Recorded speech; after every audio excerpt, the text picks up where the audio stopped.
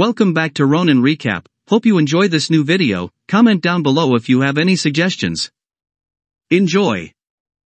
Looking at the arrogant and domineering Church, Locke's eyes were slightly cold, and he said lightly, "Church Yalman, you are not welcome here. Please get out." Locke's cold words ignited the flames of anger in Church's eyes. Why? You were a loser now. Why did you still keep a proud look? Especially when he saw Athena beside Locke, he was so jealous that he almost lost his temper. Yes, Locke Capet used to be the most talented student in the magic class.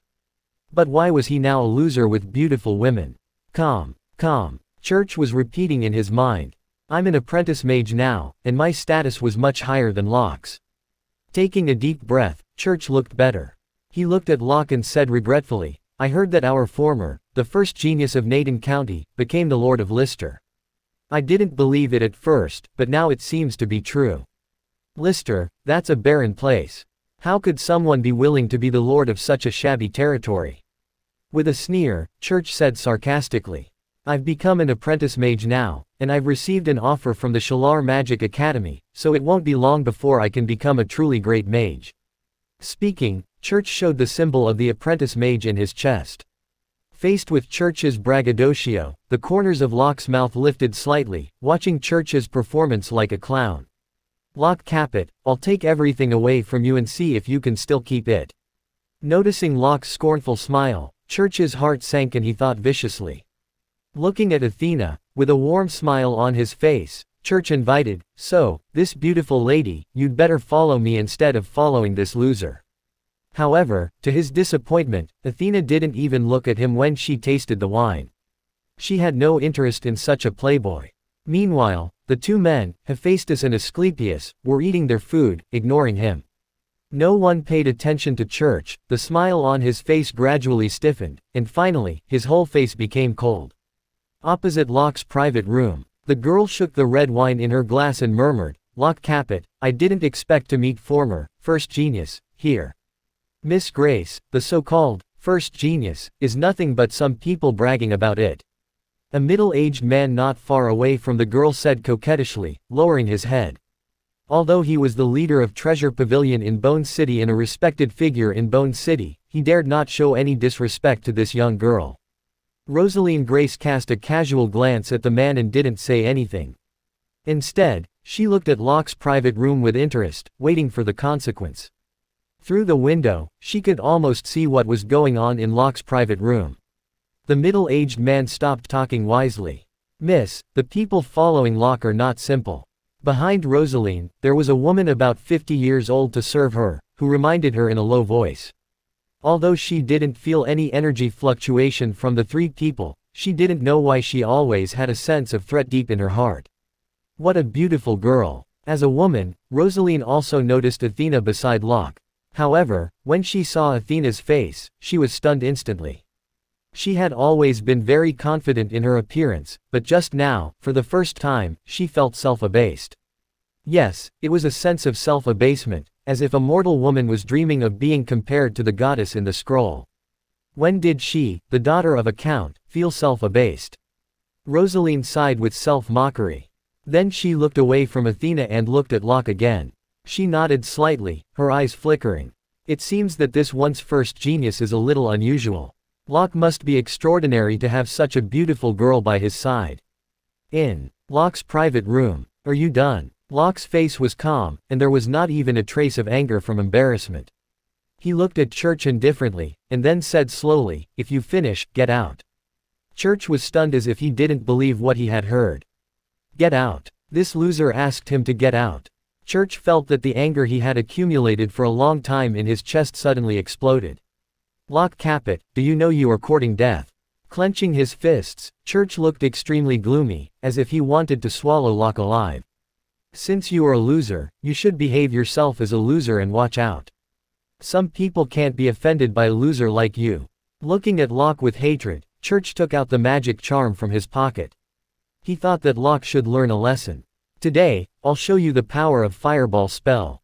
As he spoke, Church activated the magic element in his body and injected it into the magic charm in his hand. The magic charm began to burn with the sound of sizzling. Seeing that Church took out the magic charm, Locke shook his head with boredom. To be honest, the magic released by the magic charm was not a threat to him at all. Updated from note VELBIN, CO per meter.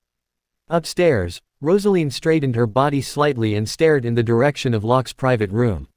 She wanted to see how Locke was going to solve the current difficulties.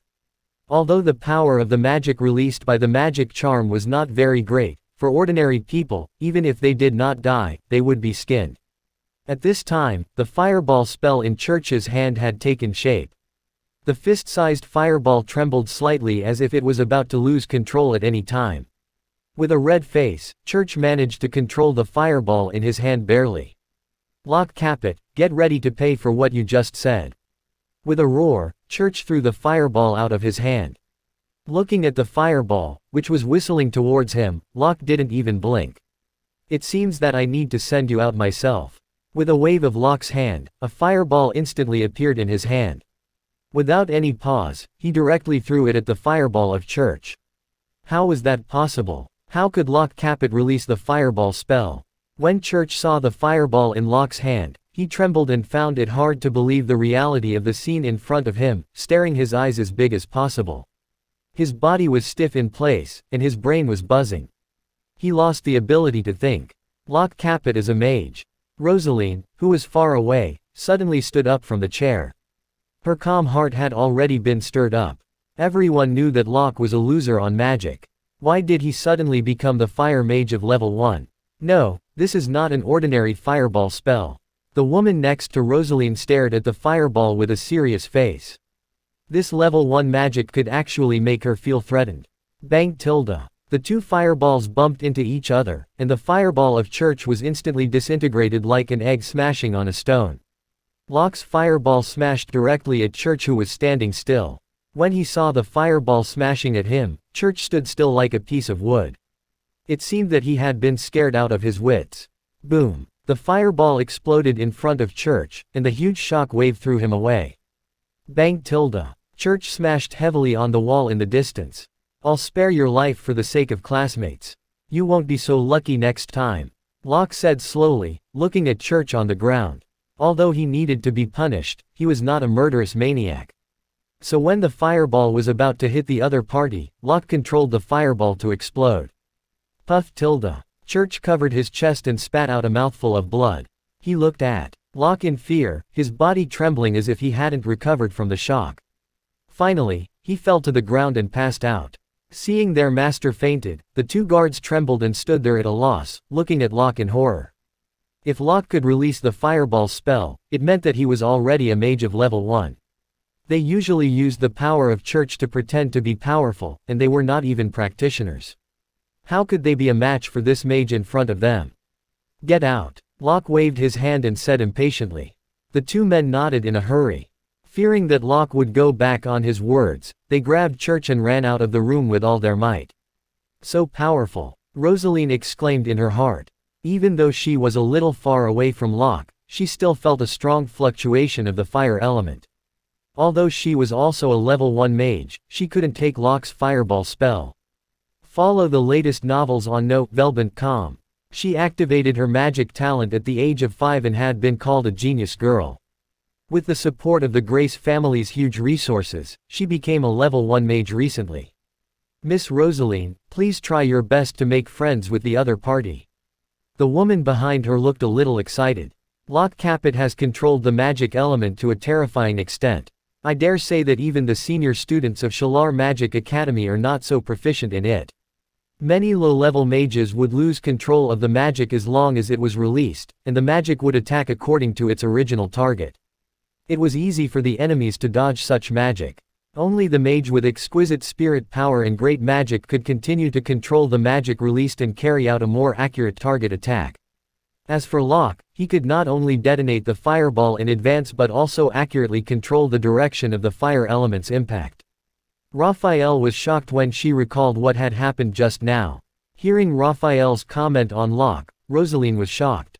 Few people in County Town could make Aunt Raphael think so. Was Locke really a super genius? He had been hiding his strength and practicing magic for so many years.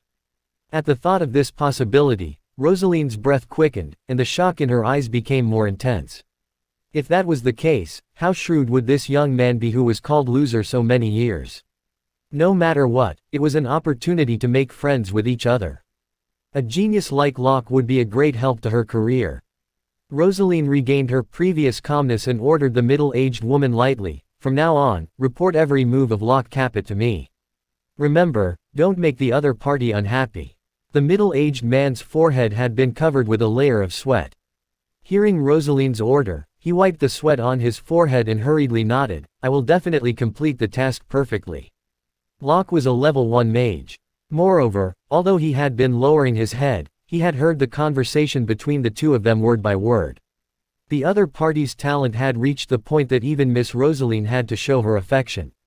Fortunately, Locke didn't hear what he had said. In Locke's private room, "Sorry, I failed to stop Master Yalman." The previous maid ran in and apologized guiltily. At the same time, her eyes were full of strong admiration.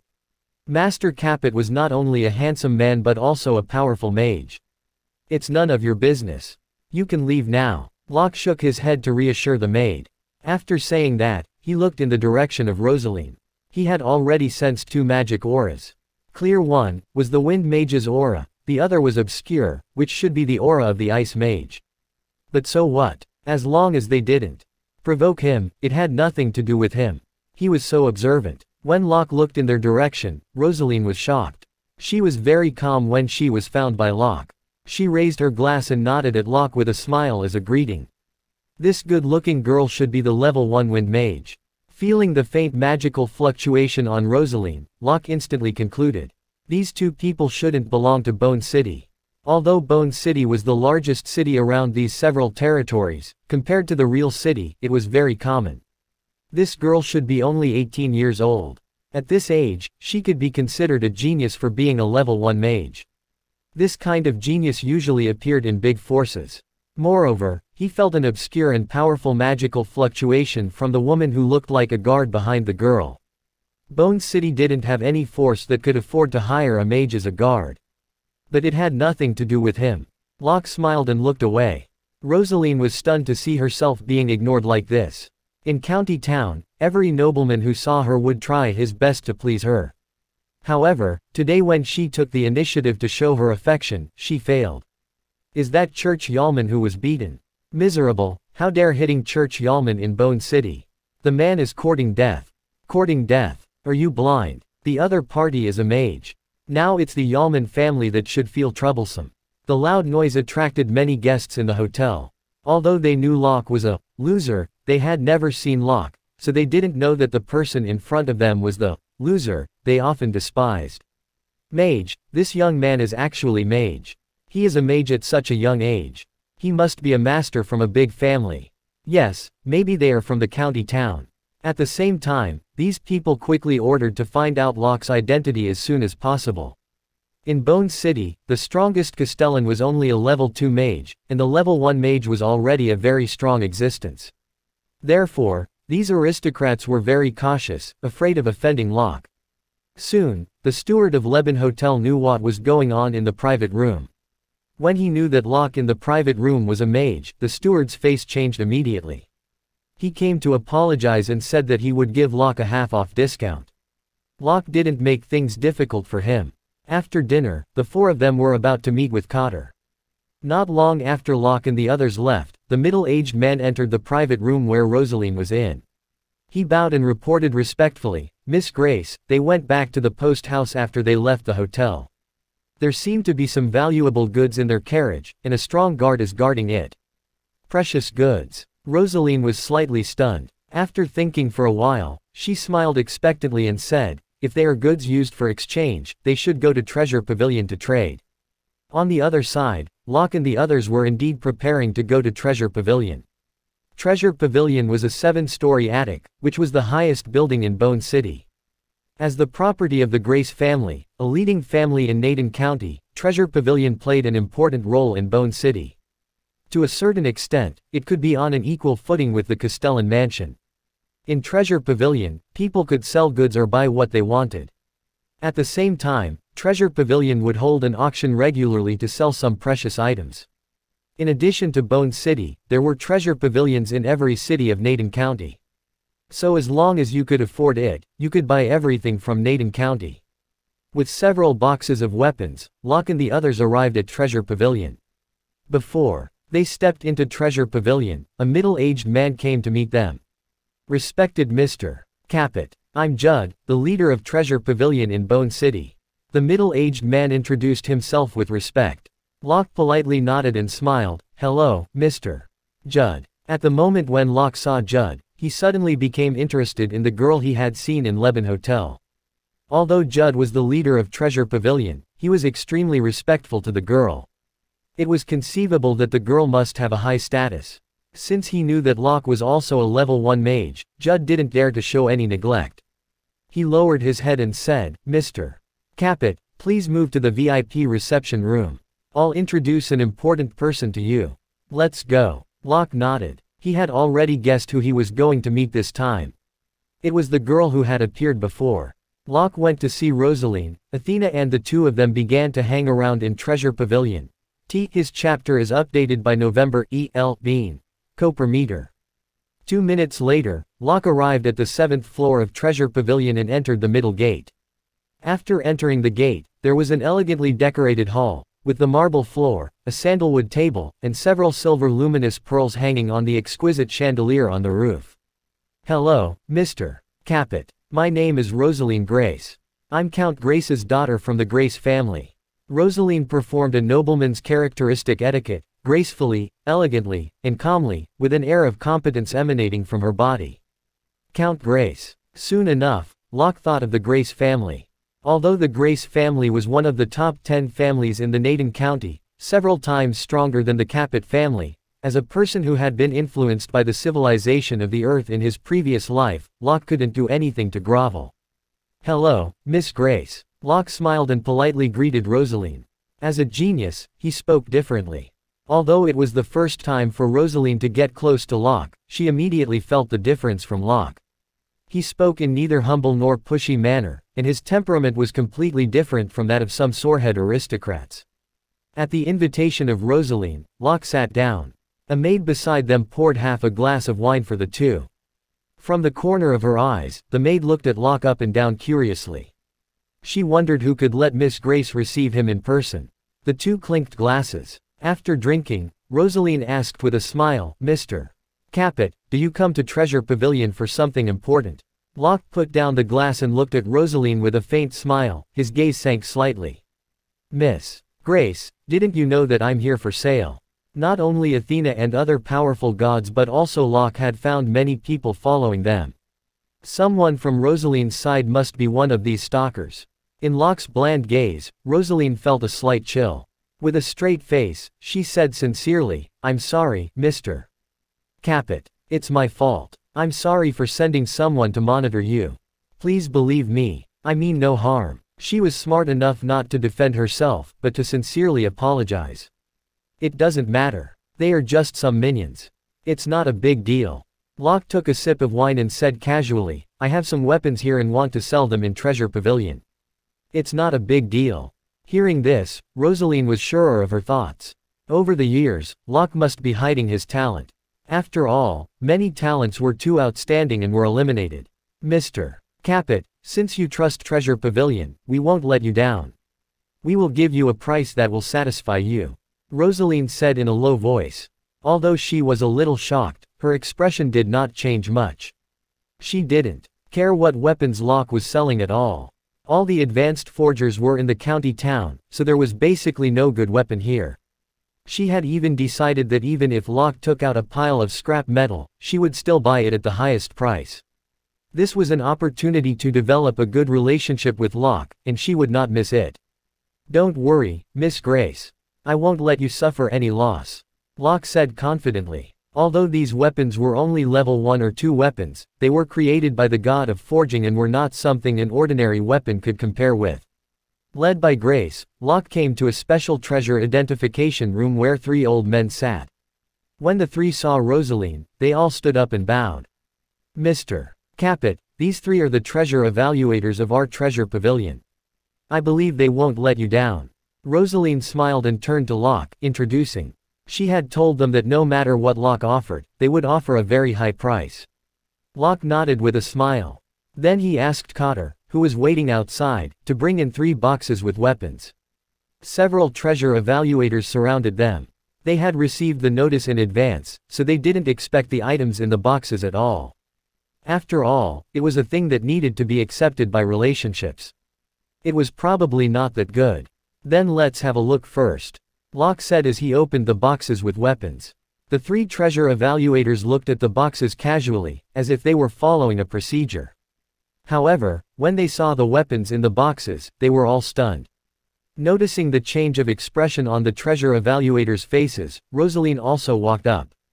When she saw the weapon in the boxes, she was also stunned. Although she was not the practitioner who used these weapons, as the daughter of the Count, she still had this insight. These weapons seemed to be stronger than those of her family. A treasure evaluator trembled slightly, picked up a long sword, looked at it over and over again, and finally exclaimed, "These are all level 2 weapons. It's not just the level 2 weapon." Touching the patterns on the hilt of the sword, another treasure evaluator's beard shook and his voice trembled. "I've been a treasure evaluator all my life, and I've never seen such exquisite sculpture technique. Look at this sword. It has the same pattern as the cloud. It's perfect," the last treasure evaluator praised as he touched the pattern on the blade. Although she had found that these weapons were not ordinary, Rosaline was still shocked when she heard the evaluation of treasure evaluators. Are these all level 2 weapons? Was there a level 2 forger who she didn't know? No, it was impossible. A forger who could make level 2 weapons was an extremely noble existence even in the county town. It was impossible for him to live in such a desolate place. But how did these weapons come from? Looking at these weapons, Rosaline was extremely confused. On the other side, after marveling for a while, the 3 treasure evaluators decided to test the strength of level 2 weapons, so they asked someone to bring a broken long blade for testing. Although the long blade was broken, it was true that it was a level 2 weapon and there was no problem using it to test. Besides them, Rosaline also looked at the test curiously to see how powerful the weapons that could get such a high evaluation would be. Clang tilde. A big gap appeared on the blade of the broken level 2 long blade, and a small scratch appeared on the blade of the long sword. Hiss tilde. Looking at the gap on the broadsword in their hands, the 3 treasure evaluators took a deep breath. Rosaline was also stunned, and a little unbelievable. Generally speaking, they were both level 2 weapons. Even if one of them was a little better at forging, the gap between them wouldn't be so great. Locke, on the other hand, was calm. He wasn't surprised at all. After all, this was a weapon made by the god of forging. Although he didn't pay much attention to it, its toughness was not low. "Miss Grace, I promise with the honor of a treasure evaluator that these weapons are the best in level 2. That's right. The forging level of this level 2 weapon surpasses that of level 3. The 3 treasure evaluators had a strong shock in their eyes and a look of certainty. Looking at the calm Locke, Rosaline said in a slightly excited tone, "Mr. Capet, do you still have such a level 2 weapon? I will buy it at the highest price." Even in the Grace family, level 2 practitioners could be considered the mainstay. If all weapons of practitioners in the family were replaced with this kind of weapons, how terrifying would it be? Thinking of this, Rosaline became more and more excited. However, to Rosaline's disappointment, Locke shook his head and said, "No. I only have so many level 2 weapons at present." Locke smiled and said with certainty, "But I'm sure that I will have such a weapon in my hands later. Mr. Capet, we can establish long-term cooperation. Of course, I will buy it at the highest price." Rosaline, who had been disappointed, said hurriedly as her eyes lit up. "Of course." Locke nodded. The Grace family was a leading business force. It would save a lot of trouble to trade with such a force. After the two reached an agreement, treasure evaluators began to identify the level 1 weapons. After the shock of the level 2 weapons, they calmed down a lot when they evaluated the level 1 weapons. Looking at the weapons on the ground, Rosaline said to Locke with a smile, "One level 1 weapon is worth 3,000 gold coins, one level 2 weapon is worth 8,000 gold coins. What do you think of the price?" Locke didn't mind the price. In fact, the average weapons of level 1 were only 2,000 gold coins, and the weapons of level 2 were at most 5,000 gold coins. Rosaline offered a high price. After all, Even the level 2 magic wand was only about 10,000 gold coins. After the identification, Locke and Rosaline went back to the exquisitely decorated room. Soon, the maid prepared the gold coins. 10 level 2 weapons and 30 level 1 weapons. A total of 170,000 gold coins have been stored inside. As Rosaline said, the maid had already handed over a black card. Locke knew that this black card was jointly issued by several most powerful chambers of commerce in Acacia continent, which was suitable for large-scale gold coins transaction. If you wanted to exchange for cash, you could also get to joint banks established by several chambers of commerce to exchange. Mr. Capet, the recruitment of Shalar Magic Academy, which is held each 2 years, is about to start. I think you will also go there. Looking at Locke, Rosaline said expectantly, if you join Shalar Magic Academy, the Grace family will provide all the practice resources for you. Whether it was the Grace family or other forces, they would recruit talented students in advance and provide them with practice resources. After graduation, these students would often become the support for the development of these forces. Follow the latest novels on notevelbent.com. Shalar Magic Academy. It was the second time that Locke heard this name. As the largest mage academy of Naden County, Shalar Magic Academy was also the place that all the people who studied magic wanted to go to most. If one could enter the Mage Academy, it meant he would be able to make rapid progress. After graduation, he would be the target of all the noble families to recruit. If it was in the past, Locke might have accepted it. But now it was different. He had the god system. With the wisdom goddess, Athena, was there any need for him to study in the Mage Academy? Moreover, there was no such thing as a free lunch. Once he accepted the resources of the Grace family, it meant that he was bound to the Grace family. He didn't want to be bound. Thinking of this, Locke shook his head and refused. He shrugged and said, sorry, I'm very busy now. I'm afraid I don't have time to take part in the examination. Rosaline was stunned, somewhat unresponsive. Very busy now. No time to take the examination. Listen, were these inappropriate words? Didn't you know how many people dream of this opportunity? I will go to Shalar Magic Academy if there is a chance. However, not now. Looking at the surprised look on Rosaline's face, Locke said to Rosaline with a faint smile. Although he didn't need to be a student in Shalar Magic Academy, he would go to the library of the Mage Academy, which collected the largest number of magic books in Naden County. So he would go to the Mage Academy, but he had to wait until everything about Lister was on track. He would go to the Mage Academy, but not now. Rosaline didn't understand what Locke meant instantly. There were strict recruitment rules in the academy. If they missed this opportunity, they would have to wait for 2 years. Even Marquis couldn't do anything about it. Seeing Locke so determined, Rosaline sighed and didn't say anything more. Geniuses might be so independent and special. Miss Grace, I need some practice methods of healers. Do you have it here? Locke didn't forget the task system, so he decided to buy some books about the practice methods of healers. After thinking for a while, Rosaline replied, the practice methods of healers are relatively rare. At present, there are only 2 books of level 1 in the Treasure Pavilion in Bone City. Higher level practice methods need to be transferred from other places. Miss Grace. Call me Rosaline, Locke. Looking at Locke, Rosaline smiled. Locke didn't feel restrained and said directly, Rosaline, I'll buy the 2 books about the practice methods of the healers. If the high-level practice methods of the healers arrive, I'll ask my men to buy them. Are you going back? Rosaline asked curiously when she heard Locke's tone. Locke nodded and replied, have a rest for one night at Bone City. I'm going back. Knowing that Locke was leaving, Rosaline felt a little regretful. Suddenly, something occurred to her. She smiled and invited, the Treasure Pavilion will hold an auction tomorrow evening. I wonder if you are interested in attending it. An auction. He had never attended an auction since he came to this world. Thinking of this, Locke nodded, okay, I will attend it on time tomorrow. I'm looking forward to your coming. Rosaline said with a smile. The 2 of them took another sip and went downstairs. Coming downstairs, Locke was stunned to see Athena and others. Asclepius's hands were already full of objects, and Hephaestus was also carrying various bags, both of them are a look of helplessness. As for Athena, she was still standing in front of a pastry cabinet, seeming to be hesitating about which one to buy. Sure enough, girls were born to be crazy about shopping, and even gods were no exception. Looking at the two of them, Locke couldn't help but sigh in his heart. When Asclepius saw Locke as if he saw a helper, he asked in surprise, "Locke, is everything done? Is it time to go?"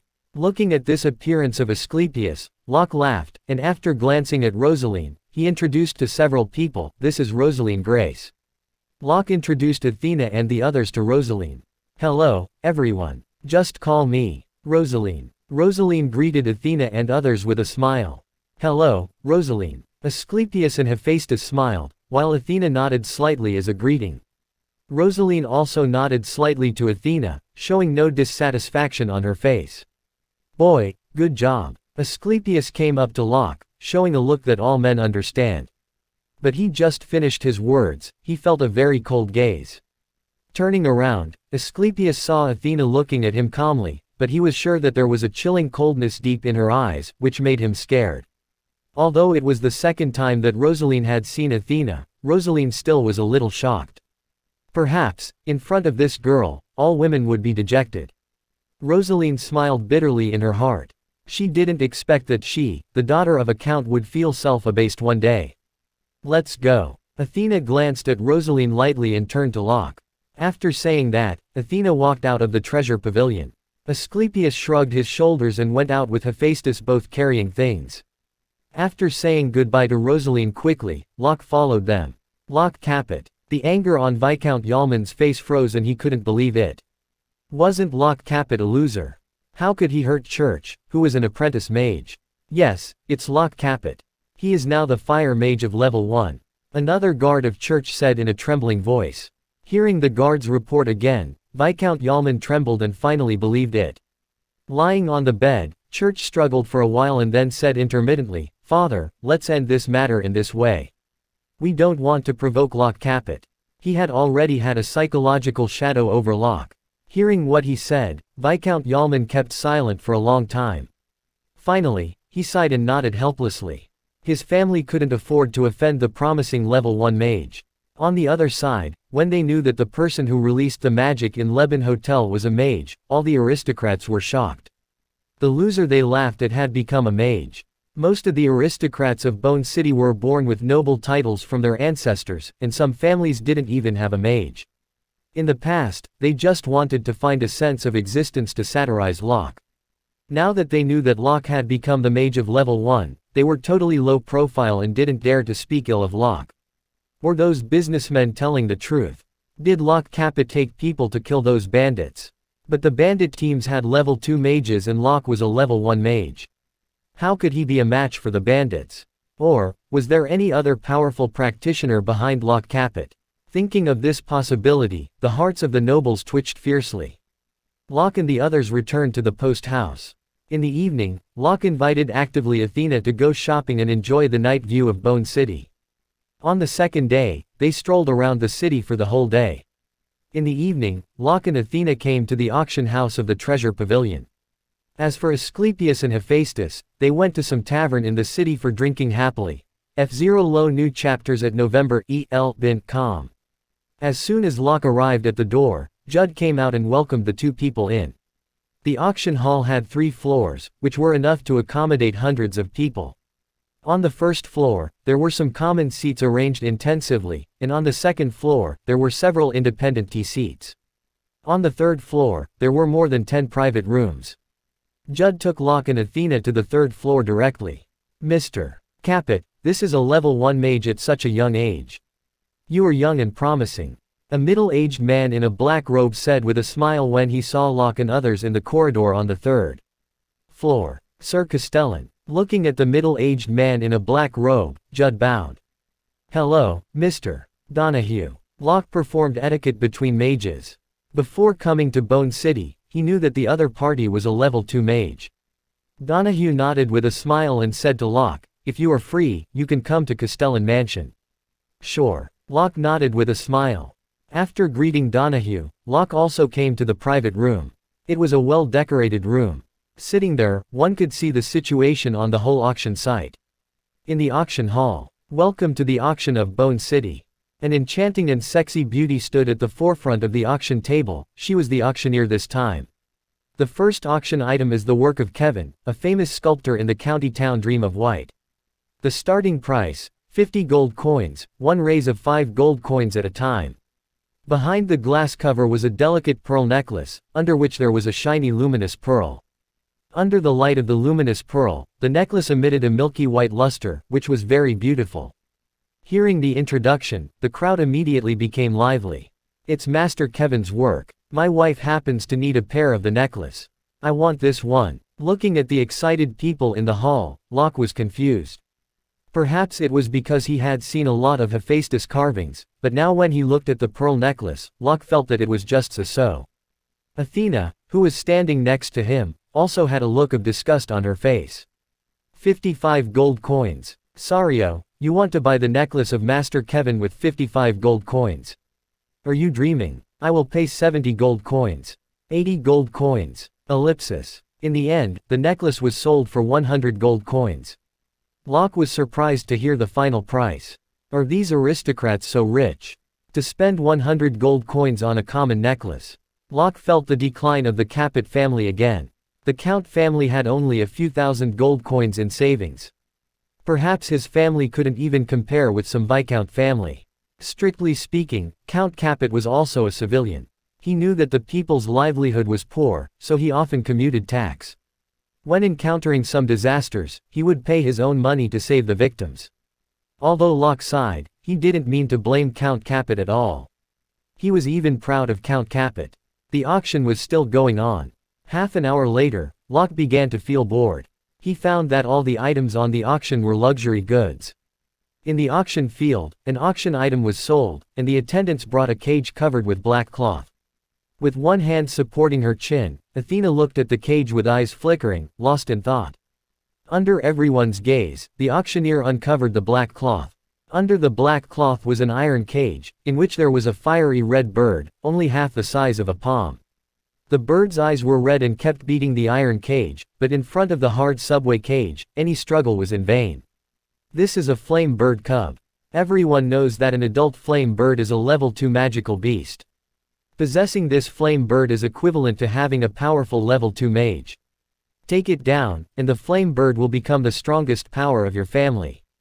The auctioneer's words were very ingenious, praising the strengths and avoiding the shortcomings. She portrayed the advantages of the flame bird simply and clearly. The starting price is 500 gold coins. Each bid will be no less than 50 gold coins. After describing the advantages of the flame bird, the auctioneer began to offer the base price. However, although the auctioneer had boasted, no one bid for it. They could afford 500 gold coins, but they were not idiots. Not to mention whether this cub had the chance to become a level 2 magical beast or not. Even if it could become a level 2 magical beast, it would take a long time. Moreover, the resources of a level 2 magical beast needed were not something an ordinary noble family could support. The hall was silent for more than 10 seconds. 550 gold coins. A deep voice came from the third floor. Yes, Sir Castellan. Looking at the direction of the private room, the people below instantly knew the identity of the bidder. Now, the others were even less interested in the flame bird. No one dared to compete with Sir Castellan for a useless thing. Of course, Locke didn't want to raise the price. Even if the bird grew up, it was only a level 2 magical beast, which was totally out of his eyes. Buy this bird. However, just as the auctioneer shouted for the second time, Athena said to Locke, 600 gold coins. Hearing Athena's words, Locke shouted without hesitation. How dare someone bid with Sir Castellan? It seems that the voice is also from the third floor. This time to bid, did he have a conflict with Sir Castellan? When they heard Locke's voice, they were shocked at first, and then the whole room was in an uproar. Let's wait and see. How dare you offend Sir Castellan? Some of them even chuckled and were ready to watch a good show. To everyone's surprise, just when they thought Sir Castellan was going to get angry, there was a chuckle of Sir Castellan in the private room. Mr. Capet, since you like this flame bird, I'll make you happy and give it to you. It's Locke Capet. Hearing the name shouted by Sir Castellan, everyone froze again. After yesterday's experience, Locke's weight in their hearts skyrocketed. Thank you, Sir Castellan. Turning in the direction of Donahue's private room, Locke smiled and thanked him. Even Sir Castellan didn't participate in the bidding, and the others didn't ask for a snub and bid with Locke. Locke bid the flame bird smoothly. In just a short while, the servant of the treasure pavilion brought the flame bird up. The flame bird is irritable. Before you tame it. The servant was stunned with his eyes wide open as if he had seen something incredible. It turned out that Athena had opened the door of the cage, but the usually irritable flame bird didn't seem to be about to riot at all. Instead, it flew intimately to Athena's hand. "You may leave now," Locke said to the servant who stood still with a smile. After the servant left, Locke asked curiously, "Is there anything special about this flame bird? Don't you think it's cute?" Athena teased the flame bird and said without looking back. "Cute." Locke's mouth twitched. Well, that was indeed a good reason. Stroking the flame bird's head, Athena continued, "In addition to its good-looking appearance, it also has the phoenix blood in its body." Phoenix bloodline. Shocked, Locke walked up to Athena. The flame bird lay in the palm of Athena's hand, rubbing its little head against hers. "This little guy has the phoenix bloodline. I've never heard that the flame bird has the phoenix bloodline." Looking at the chirping flame bird, Locke was confused in his mind. Is it not a flame bird, but the people of the treasure pavilion mistook it? Anyway, he had benefited. After all, Phoenix was one of the most powerful races in the world. Even if he had a little blood power, he would still be very powerful. Your favorite stories on NOVL.com. After biting the flame bird, Locke and Athena didn't want to stay more and decided to leave the treasure pavilion. On the second day, Locke and others had already set out, preparing to go back to Lister. On the way for Locke and the others towards Lister, the other team was more than 200 miles away from Lister. It was a team with 16 people. They walked fast and orderly. Obviously, they were well trained. The leader was an old man with white hair. He had a cold face and sharp eyes. It seemed that it was unusual for Locke Capet to defeat Monroe, who was a level 2 mage. However, he dared to provoke the Brandon family. Locke Capet just waited for the death. At noon, Locke and the others returned to the castle. Seeing Locke and the others come back, the Ice Wolf King ran over excitedly. He soon discovered the flame bird, which was also a magical beast. Staring at the flame bird, the Ice Wolf King stopped, stared at it and grinned, as if he was going to give the newcomer a head-on blow. Howl! The Ice Wolf King roared as if declaring his sovereignty. The flame bird, who was dozing off in the carriage, was frightened and flew away. At the sight of the Ice Wolf King, the flame bird shouted discontentedly, as if complaining that the Ice Wolf King had woken it up. Seeing that the flame bird was frightened by him, the Ice Wolf King barked showily. However, facing the Ice Wolf King of level 2, the flame bird did not retreat. It raised its head, and its chest bulged slightly as if it was accumulating strength. Pang! The crisp chirps of the flame bird contained an indescribable majesty. Puff tilde. With this cry, the originally majestic Ice Wolf King suddenly prostrated on the ground. He looked at the flame bird with a trace of fear in his eyes. Seeing that the Ice Wolf King was lying on the ground, the flame bird seemed to be proud and raised its little head. Then it returned to the carriage and continued to take a nap. It seems that this little guy's bloodline is unusual, Locke said with some exclamation. In magical beasts, the high-level magical beasts had this natural bloodline suppression on the low-level magical beasts. Locke knew that the flame bird had a special bloodline, but Cotter and the others didn't know. When they saw the famous level 2 magical beast was frightened by a bird, they were shocked. After being taught a lesson by the flame bird, the Ice Wolf King had learned his lesson and had become a follower of the flame bird. The flame bird sat on the body of the Ice Wolf King, and the bird and wolf scurried around the territory every day. At first, the residents of Lister were afraid of the Ice Wolf King, but gradually they got used to it. Sometimes, they would even share the prey with them. After returning to Lister, Locke handed over the practice methods of healers to Asclepius. Then he entered the state of practice again. He had learned all the magic of level 1 that he had brought before and began to learn the magic of level 2 before he went to Bone City. He only had 3 books of level 2, 1 about water magic and 2 about fire magic. There was so much fire magic. Locke should thank Angus of Black Rock Bandits who contributed a book of the level 2 defensive magic, Fire Shield. As for Bone City, even the level 2 mage, there was only Castellan, let alone the level 2 magic books. There was only 1 book in Treasure Pavilion, which was level 2 fire magic, the flame gun, that Locke had stored. A day passed quickly. In Bone City, a knight in Grace's family clothes entered Treasure Pavilion. Ferguson pays my respects to Miss Grace. After saluting, Ferguson reported, according to the news from the family, the level 3 dark mage of the Brandon family, Bulwer, and several level 2 practitioners used the teleportation site to arrive at Ramsey City. According to the direction they are heading, their destination should be Lister. Wesley, it's him. Hearing this man, Raphael behind Rosaline became a little serious. She was no match for Bulwer. Rosaline's face darkened and said slowly, it seems that father is right. The Brandon family must have something to do with the bandits here. As she spoke, a trace of doubt flashed through Rosaline's eyes. Even if Locke has touched the interests of the Brandon family shouldn't have sent such a powerful force. Did they already know that Locke had hidden the things about magic talent and wanted to nip the danger in the bud? According to Rosaline's conjecture, the rumor of the caravan was very likely to be true, and the nearby bandits might have been eliminated by Locke. Although Locke was only a level 1 mage, it was not ruled out that there were some powerful practitioners behind him. However, the level 2 mage was not that powerful in bandits. After all, the truly powerful and highly talented mage was not reduced to being a bandit. So although he was able to assist Locke in defeating the bandits, this practitioner should not be powerful enough to face a peak level 3 dark mage, and basically would not have any chance of winning. After thinking for a while, Rosaline ordered, you go to Lister now. You must tell Locke the situation before the people of the Brandon family arrive. Let him go to the Grace family. The Grace family can protect him. Yes, Miss Grace. These Coover updated novels on NOV, ELB and COM. Ferguson nodded. After Ferguson left, Raphael couldn't help saying, Miss, protecting Locke means that we will have a direct conflict with the Brandon family.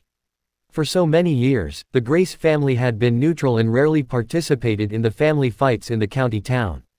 The fight in the county town, in the end, which can really stay out of it.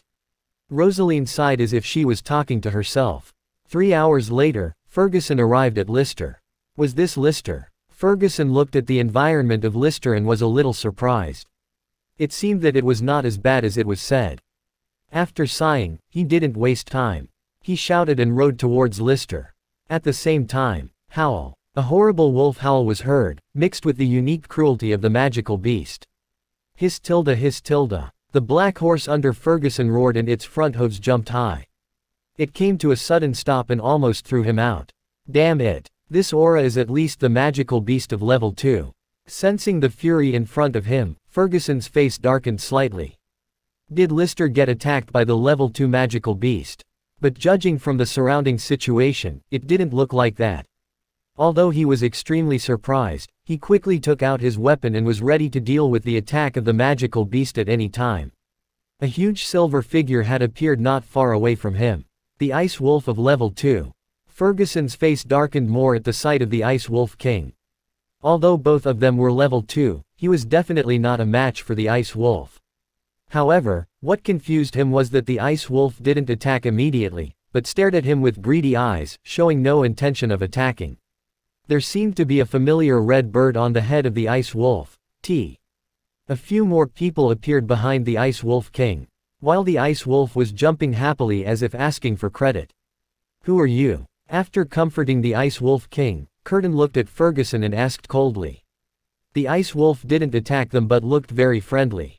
Did Lister keep a level 2 magical beast? Seeing this scene, Ferguson felt that he was in a trance. There were few level 2 magical beasts in the Grace family. I'm a knight from the Grace family. I have something urgent to tell Mr. Capet. Ferguson took a deep breath and suppressed his astonishment in his mind. He didn't beat around the bush and show his intention directly. Grace family. Curtin was a little stunned. He also knew something about Locke at Bone City. He asked others to put down their weapons. Seeing that the other party was very anxious, he didn't dare to neglect him and said, "Come with me." When Locke knew the knight of the Grace family came, he was a little surprised. Ferguson bowed and said, "Mr.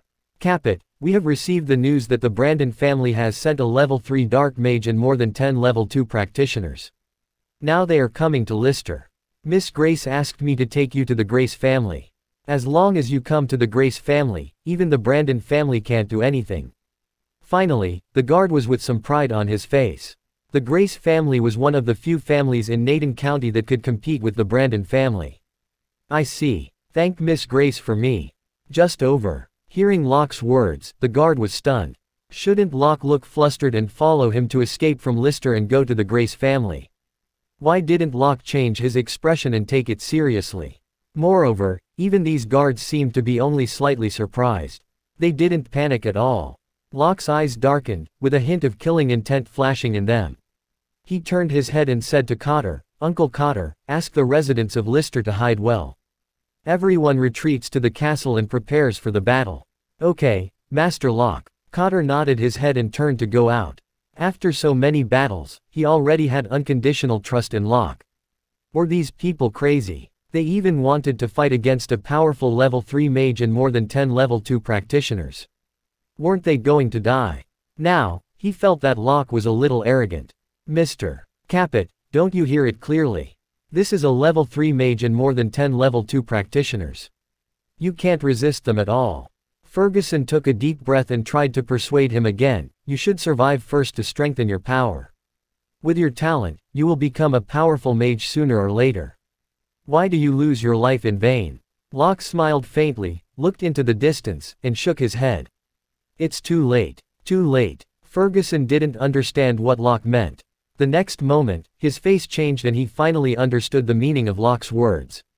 The enemies had come. A level 3 mage and 15 level 2 practitioners. This force could not be underestimated even in the county town.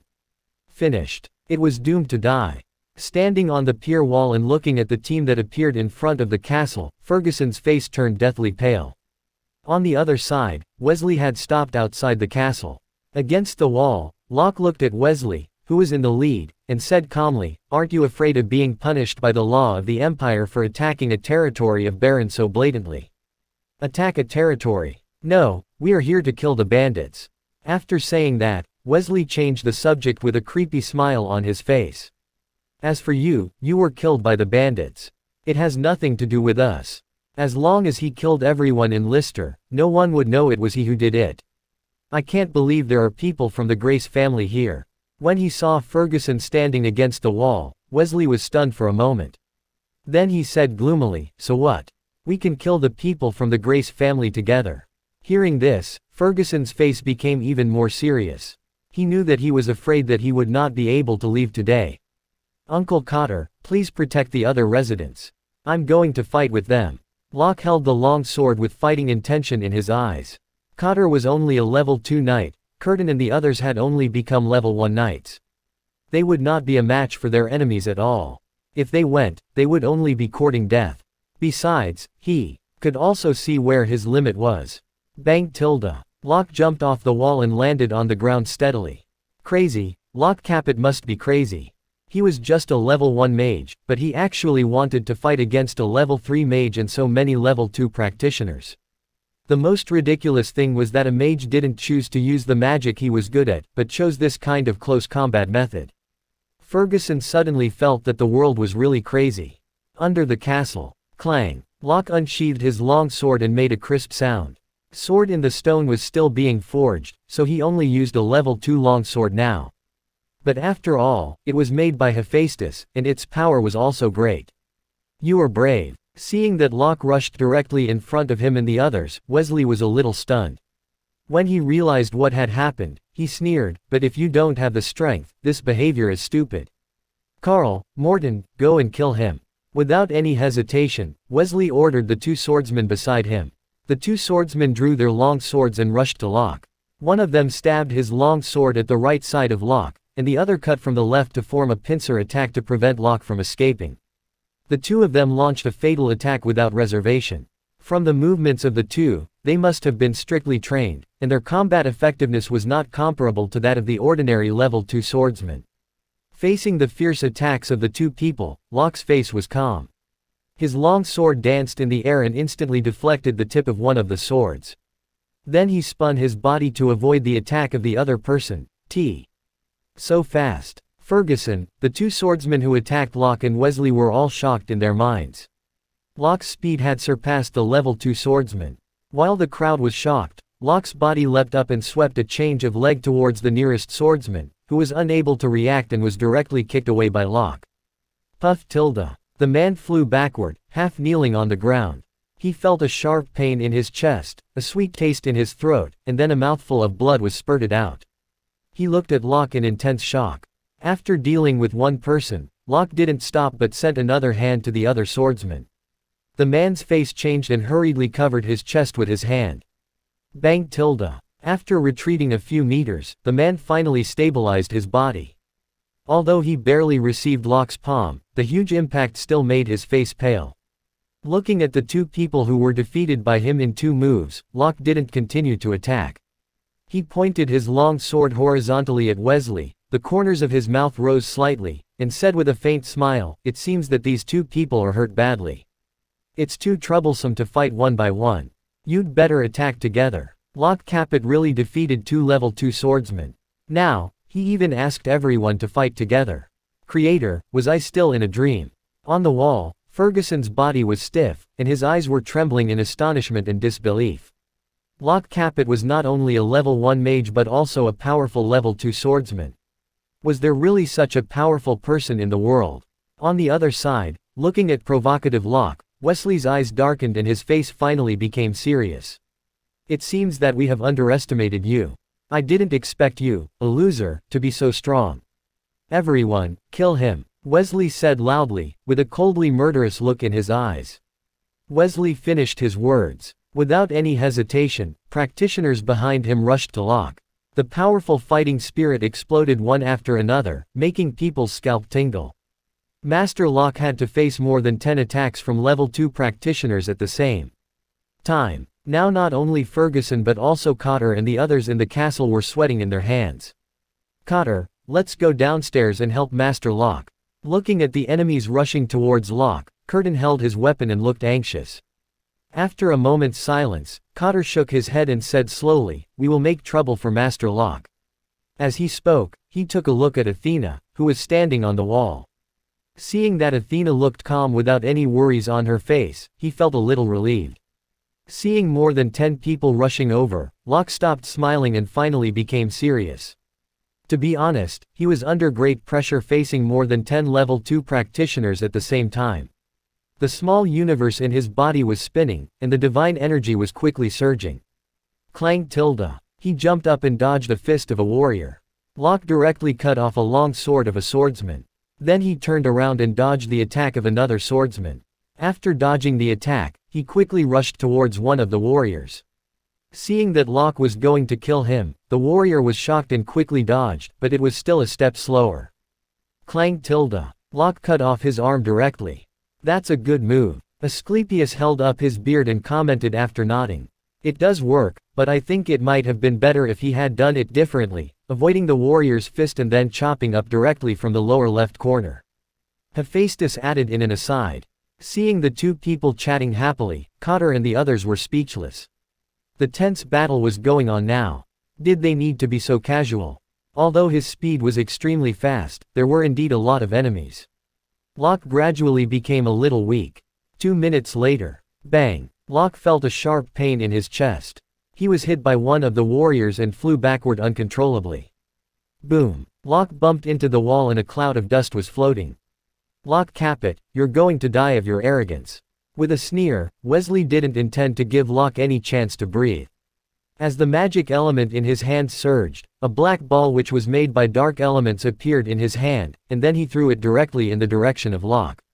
A fiery red light flew out of the dust and hit the black ball. Boom! 2 magic balls exploded in the air. Locke slowly walked out of the dust, with a fireball jumping in his hand. Staring at the small fireball in Locke's hand, Wesley's expression changed constantly. Surprise, exclamation, and admiration, mixed together. A rumored loser not only became a level 2 swordsman but also a mage. How could it make people not shocked? Finally, he took a deep breath to suppress his inner fluctuation and said in a low voice, "I didn't expect you also to be a mage. No matter how hard you struggle, you won't be a match for the powerful level 3 mage." While speaking, Wesley took out the magic wand. After using the magic wand, the magic he released was even more powerful. He could even use the magic wand to release the level 4 magic. "Let's have a try." Looking at Wesley, who was so confident, Locke said indifferently. While he was speaking, the fireball in his hand had been released. Giant shadow nail. Wesley waved the magic wand, and the immense dark element magic power poured into the crystal of the magic wand. The dark elements in front of him surged and formed countless dense and sharp thorns with dim light. This is a level 3 attack magic, giant shadow nail. Whoosh. The thorns flew towards Locke. Boom. The sharp thorns collided with the fireball. The fireball exploded, but only a part of the thorns was consumed, and the rest were still stabbed at Locke. Seeing the rest of the sharp thorns coming at him, Locke narrowed his eyes and dodged aside quickly. Through this blow, he knew that his fireball spell against the level 2 magic was already the limit. Seeing that Locke dodged the attack, Wesley was also flustered. He continued to wave the magic wand and released another level 3 magic. Boom. The spear brushed past Locke and smashed into the ground in the distance, instantly creating a large hole with a diameter of more than 10 meters. Although dodging, the huge shock wave still hit Locke out of the way. Ahem. Getting up from the ground, Locke felt a wave of nausea in his body, and hot pain came from it. Kill him. Seeing that Locke had no strength to fight back, Wesley said to the other men who were waiting beside him. Read updated stories at no.vel.com. Hearing the order, those men roared and used their most powerful skills to kill Locke. Seeing this scene, Cotter and the others were shocked and their hearts thumped fiercely. With the current level of attack, if Master Locke was hit, he would definitely die. In a few breaths, a swordsman had already rushed in front of Locke, stabbing the long sword in his hand at Locke. Seeing this, Wesley sneered. Locke Capet, it was over. However, the next moment, the sneer on his face suddenly stiffened. How could it be possible? Wesley's body trembled slightly and his eyes were about to pop out. The people on the wall felt numb as if they were struck by lightning, and their brains went blank. This was an extremely strange scene.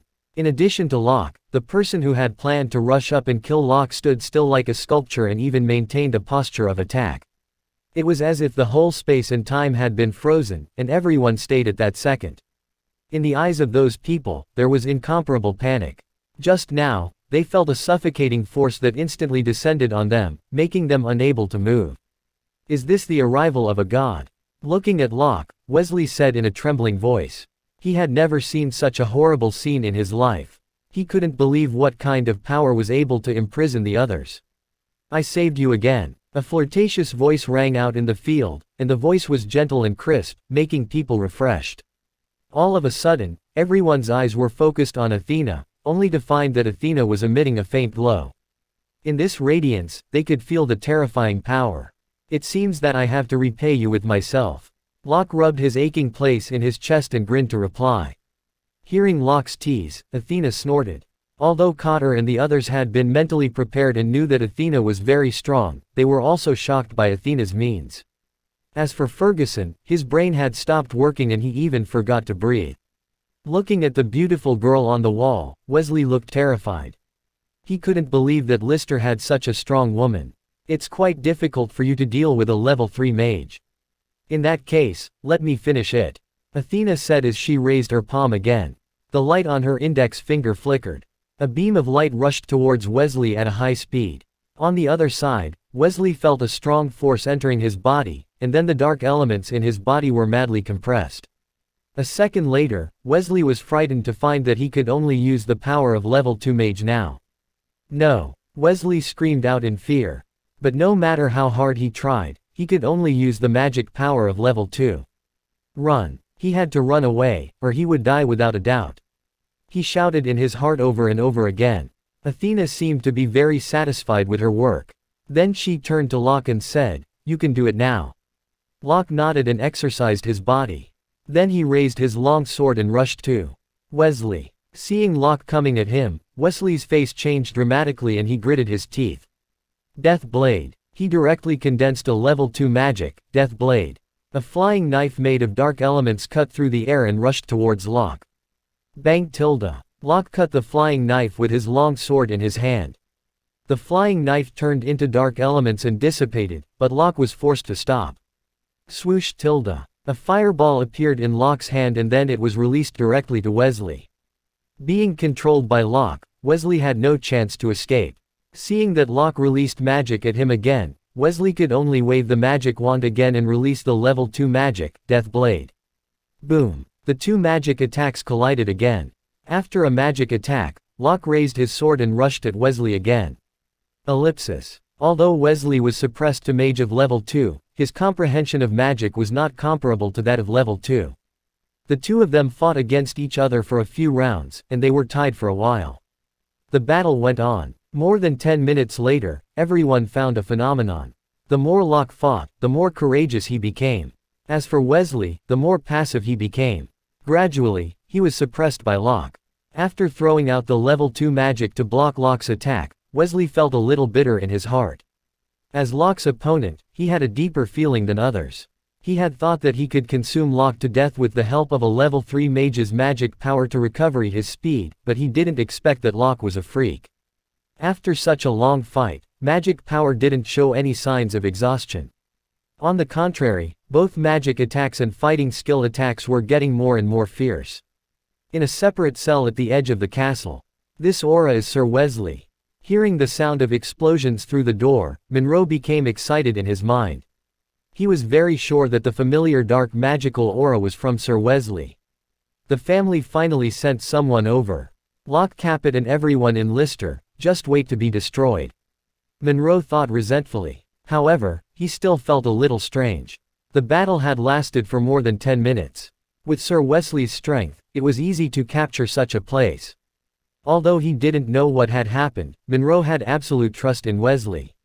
Maybe Sir Wesley wanted to play with Locke. Monroe thought happily. Read updated stories at NOVEL.com. Under the castle. Boom. The magic released by Locke and Wesley collided again. Soon. Locke's face lit up when he felt the situation of the small universe inside his body. Kill. With a roar, the small universe in Locke's body shook violently, and the sixth star shone brightly. At this moment, a more powerful force burst out from his body. Finally, his practice reached the peak of the sixth sense. At this time, the universe began to spin crazily and replenish the divine power that Locke had consumed in the battle. In just a few seconds, Locke returned to his peak state again. Now the divine power in his body was at least 30% more than before. This aura was so powerful. Wesley, who had been suffering a lot, was shocked when he felt the powerful power from Locke. I'll use you to test my strength. Staring at Wesley, Locke was itching to have a try. He gathered all his divine power and controlled magic elements to gather in his hand. A blade made of flames gathered in front of him. Level 2 magic, Flaming Blade. Seeing the burning blade in Locke's hand, Wesley simply could not control himself and exclaim. Although shocked, Wesley was still the mage of level 3. Soon he came back to his senses and quickly condensed the level 2 magic, Dark Blade Wrath. Several blades with black gas appeared. In front of him. Bang tilde. The blade made of flames directly shattered the black blade and slashed at Wesley. Wesley was shocked. Through rich combat experience, he knew that he had no time to dodge, so he directly condensed a magic shield on his chest. Boom. The blade hit the magic shield. Sizzle. The magic shield broke into pieces like glass. Wesley's face turned pale. He gave up the magic shield directly and rolled aside. Level 2 Mage. Master Locke has become a level 2 mage. Curtin cried out with some excitement. Cotter was also shocked, his face full of excitement. The crowd who were against the wall also cheered with joy. Ferguson swallowed his saliva and found that his throat was dry. Level 2 Mage, a level 2 mage at 18 years old. James, known as the first genius of Naden County and the leader of the younger generation, was only a level 2 mage now. On the battlefield, the dust was all gone. Wesley got up from the ground destructively. It seems that Locke defeating the level 2 mage is easy. Seeing that Locke defeated Wesley with one blow, Athena waved her hand. The swordsmen and warriors that had been imprisoned before were all restored to freedom, and the magic energy in Wesley's body was also released. Although they had regained their freedom, they were already scared out of their wits and had no intention of fighting. You can't escape. Looking at the person who wanted to escape, Locke said lightly, of course, if you can defeat me, there may be a glimmer of hope. Wesley's face lit up when he regained the power of level 3. If it went on like this, we would die without a doubt. Staring at Locke, Wesley's eyes darkened. He had to find a way to stop Locke. He shouted at his timid subordinates, "If we take Locke as a hostage, there may be a chance of survival, or everyone will die." His words worked quickly. Those who had wanted to retreat felt a little hopeful. After looking at each other, they all rushed to Locke. Bang! Locke's speed was so fast that he killed a person with lightning power. Compared with the previous one, Locke seemed to be able to kill them with ease. To be exact, Locke was several times stronger than before. Bang tilde. Locke cut off a weapon of a swordsman with his long sword and then cut the swordsman in half. After killing the swordsman, the fire elements in Locke's body gathered and soon formed the level 2 magic, flaming blade, in front of him. Boom! Several swordsmen couldn't dodge and turned into ashes in the blades of the fire. Locke didn't intend to stop but continued to condense the flaming blade. Bang! Another person was killed. Seeing his men fall to the ground one by one, Wesley's face was extremely gloomy. It seemed that this was the only way. Gritting his teeth, the dark elements in his body gathered crazily on the magic wand in his hand, and he used his strongest skill, the magic of level 4, Hell Spear.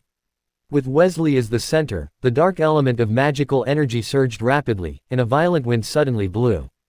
The powerful magical fluctuation made people's scalp tingle. Level 4 magic. Wesley used the level 4 magic. We are saved. Looking at Wesley, who was surrounded by dark elements, the members of the Brandon family shouted excitedly. Level 4 magic. On the other side, looking at the magic energy that was continuously gathering in front of Wesley, Locke's face became serious again. He was shocked by the surging magical energy. The magic of level 4. Cotter and the others on the wall also looked very nervous. They had no doubt that just that energy fluctuation could tear them apart. Maybe, that's a good idea. Locke seemed to think of something and put his long sword back into its sheath. In his right hand, fire elements were flying, and his left hand was full of water elements. Soon, 2 magic balls were formed in his hands. Water magic. Wesley was shocked to death. Locke Capet was still a water mage. Oh my god, what kind of monster was he? Knowing that Locke could use the water magic, Cotter and the others were fine. Standing aside, Ferguson felt that his brain had completely lost the ability to think. He just stared blankly at the 2 magic balls in Locke's hands. Locke, what are you doing? Hephaestus did not react for a moment. Athena also looked at the fireball in Locke's hand. After thinking for a few seconds, her eyes lit up with a familiar smile. She seemed to know what Locke wanted to do. To everyone's curious eyes, Locke slowly put the 2 magic balls together. Seeing Locke's action, Asclepius took a deep breath and murmured, "You are playing yourself to death." Did he want to mix the fire elements with the water? But these were 2 completely different elements. No, they were not only different but also completely opposite. Now everyone knew what Locke was going to do, and they were shocked in their hearts. On the other side, Locke's forehead was covered with a layer of dense, fine sweat. The improved fireball and waterball spells were fixed the magic elements in a very small space through the divine power, and the compressed elements would be very violent, so the power released was naturally more powerful. However, now these 2 irritable elements were put together. For a moment, the fire element and water element collided with each other, almost breaking through the control of Locke's divine force. Especially the moment the small fireball collided with the small water ball, Locke almost lost control, causing the 2 powerful element balls to explode in his hands directly. With the high spirit, Locke concentrated all his attention on merging the magic balls in his hand, as if he was holding a bomb that was about to explode at any time. With the fusion of the magic balls in Locke's hand, a strong and violent aura rose from Locke's hand. At the same time, Wesley had completed the level 4 magic, Hell Spear. A 4-meter-long spear with a daunting black aura appeared in front of him. At this moment, Wesley also felt the energy in front of Locke. Although he was a little shocked, he knew that there was no room for him to retreat. He roared, "Go, Hell Spear, shatter the enemy." The long spear seemed to have heard the order.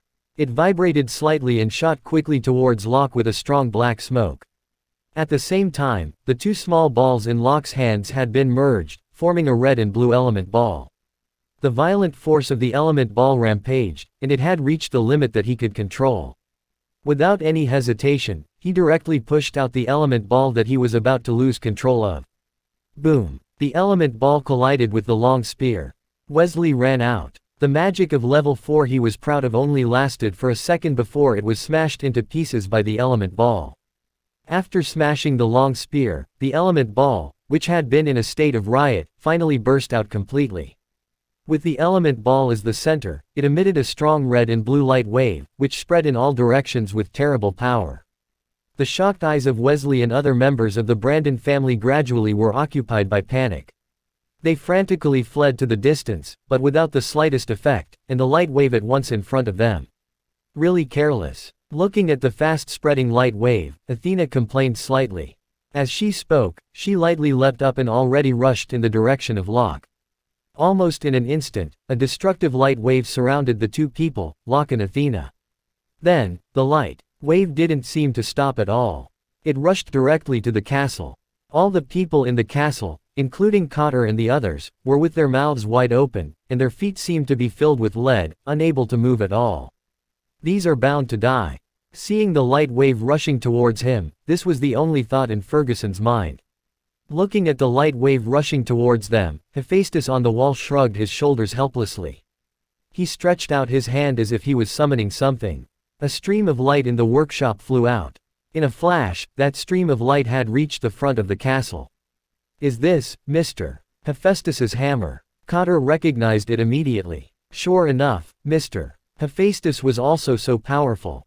Seeing that Hephaestus took action, Cotter and the others finally felt relieved. The hammer vibrated, and a mysterious power spread out, forming an invisible barrier in front of the wall to protect the castle, and the red and blue light wave was also blocked outside by the hammer. A minute later, the scattered dust sank, and the scene under the castle finally appeared in front of everyone. A milky white barrier protected Locke and Athena. Except for a small piece of land under Locke and Athena, the other parts of the barrier were all destroyed by the powerful power of the element ball. The ground under Locke and Athena's feet was like a mountain, standing alone in a big pit. As for Wesley and the others, they had already been burnt to ashes by this powerful force. Very strong. Looking at the scene in front of him, even Locke himself was shocked and said in a daze. After the shock, he was a little excited. Is this the attack I made? Seeing the excited look on Locke's face, Athena rolled her eyes and said coldly, it's indeed powerful, but it might blow yourself to death first. So you'd better not use it before you completely control it. Holding Locke's hand, she jumped up and the two went back to the wall. Master Locke, are you okay? Seeing Locke come back, Cotter and the others came up to him and asked worriedly. Locke shook his head, indicating that he was fine. In a battle, although he was accidentally cut by the enemy's weapons, they were not fatal injuries. Boy, you are so brave to do anything. Looking at Locke, Asclepius next to him praised. As he spoke, he threw the healing skill into Locke's body. The wounds on Locke's face healed at a visible rate with the help of Asclepius. How could Lister have a powerful healer? Judged by the fast healing method, he must be the healer of level 3 at least. Seeing that Locke's wounds were healed by Asclepius in an instant, Ferguson didn't know how to describe his inner shock. The girl who could crush the level 3 mage at will and the strong man who could resist the beyond level 4 magic power and a healer at least of level 3. Was this the secret base of a big family in the county town? No, he had a vague feeling that even the families in the city might not have such strength. At this moment, Ferguson felt that his brain was in a mess and he was a little confused. Is it no v 3 pounds? And com for new novels. In other words, everything now was fake. In fact, he was still sleeping. He hadn't come to Lister and experienced such horrible scenes. He pinched his thigh hard. However, the piercing pain told him that everything was true. Ferguson decided to leave. He couldn't stand staying here any longer, because he felt his heart couldn't bear anything. Trembling, Ferguson walked up to Locke and saluted, Sir Capet, since the problem has been solved, excuse me, I'll leave now. He looked extremely respectful. The original, Mr. Capet, had been changed to Sir Capet. If he still kept pride of the Grace family when he first came here, he had already put himself in a humble position now. Say hello to Rosaline for me. Locke didn't stop him and nodded with a smile. After getting Locke's permission, Ferguson didn't stop for a moment and rode off at a furious pace. The battle was over. Noticing that the energy fluctuation outside the cell stopped, Monroe was shocked and pricked up his ears to listen to the sound outside. Locke Capet's men must have been killed by Sir Wesley. Thinking of this, Monroe got excited. He seemed to have seen the Brandon family welcome him out. However, when hearing the giggling sound from the cell, a guard came in from the outside and knocked on the door with a weapon in his hand. "What are you excited about? Stay here quietly." Hearing the guard's reproach, Monroe's face froze and immediately found that something was wrong. Sir Wesley won. Shouldn't these people look flustered and fearful? Why did he still act as nothing had happened? A bad feeling suddenly surged up in his heart. "Young man," Monroe waved his hand and stopped the guard who was about to go out. He turned his head and looked at the small window of the cell. "What's going on outside?" The guard glanced at Monroe. Although he was a little impatient, he was in a good mood. So he said, "The invaders have been eliminated by the Lord. You should be more obedient." After saying that, the guard went out. Monroe stood there stiffly as if he hadn't recovered his spirit from the news. The fact that the invaders were eliminated meant that Sir Wesley was defeated. A level 3 mage was eliminated easily. Monroe's face turned pale all of a sudden, and his face, which had been so excited and red, turned pale all of a sudden. He slumped to the ground with despair in his eyes. Would he spend the rest of his life in prison? Thinking of this possibility, Monroe couldn't help but shiver. No. It was not easy for him to practice into the level 2 mage. How could he be defeated like this? I must find a way to get out. Yes, since Locke Capet had saved his life, it meant that he was still valuable. Although he had been locked up in prison, he also found that except for Locke and the people around him, Lister had no strong fighting strength at all. The strongest one was only a knight of level 2. LAA test novels on Ovalby and com. For example, these guards were basically ordinary people. Maybe he could turn to Locke Capet's side. Yes, he chose to side with Locke Capet. In this short minute, he was in a mood like a roller coaster. In the end, he had already had the will to submit. "Help. I want to see Sir Capet." After leaving Lister, Ferguson ran all the way to Bone City at the fastest speed. In Treasure Pavilion, Rosaline's face changed when she heard that Ferguson had come back. Did Ferguson still arrive a little late? Did Locke and the others already come across the danger? Raphael, who was standing behind her, also sighed. She thought that Locke and the others might be dead, while Lister might be over. Ferguson bowed to Rosaline after he came in. Rosaline waved her hand to hint Ferguson to get up and asked in a low voice, "Didn't I ask you to protect Locke from leaving? Why are you here?" "Dear Miss Grace, Lister is not in danger now. All the members of the Brandon family have been killed," Ferguson reported, lowering his head. Rosaline was stunned at first, and then she stared at Ferguson with her beautiful eyes wide open. She couldn't believe what she just heard. All the members of the Brandon family were dead. There was a level 3 mage and more than 10 level 2 practitioners. If Ferguson didn't look very normal now, she would doubt if Ferguson was insane. Raphael, who was standing behind Rosaline, was also shocked, losing in astonishment. "Tell me everything you know." After all, she was the daughter of a count and had seen a lot of big scenes. Rosaline soon came to herself. Ferguson told her everything he had seen in Lister. When it came to fun and tension, his eyes would still show a strong shock and fear. Defeating a level 3 mage easily. Locke used beyond the level 4 magic. And a strong man who blocked beyond the level 4 magic power. Or at least a healer of level 3. Rosaline felt everything was impossible. If she didn't have absolute trust in Ferguson, she would think that all this was fake. She can defeat a level 3 mage. This girl is at least a level 4 practitioner or even a level 5 practitioner.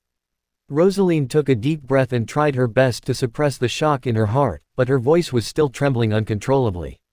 It was hard to imagine that the girl named Athena would be such a powerful practitioner. The man holding the hammer was at least a strong man of level 4, and there was also a healer of level 3. This power was almost omnipotent in the county town. Besides, it was just her guess. Maybe they were more powerful. From now on, Locke Capet was the highest VIP.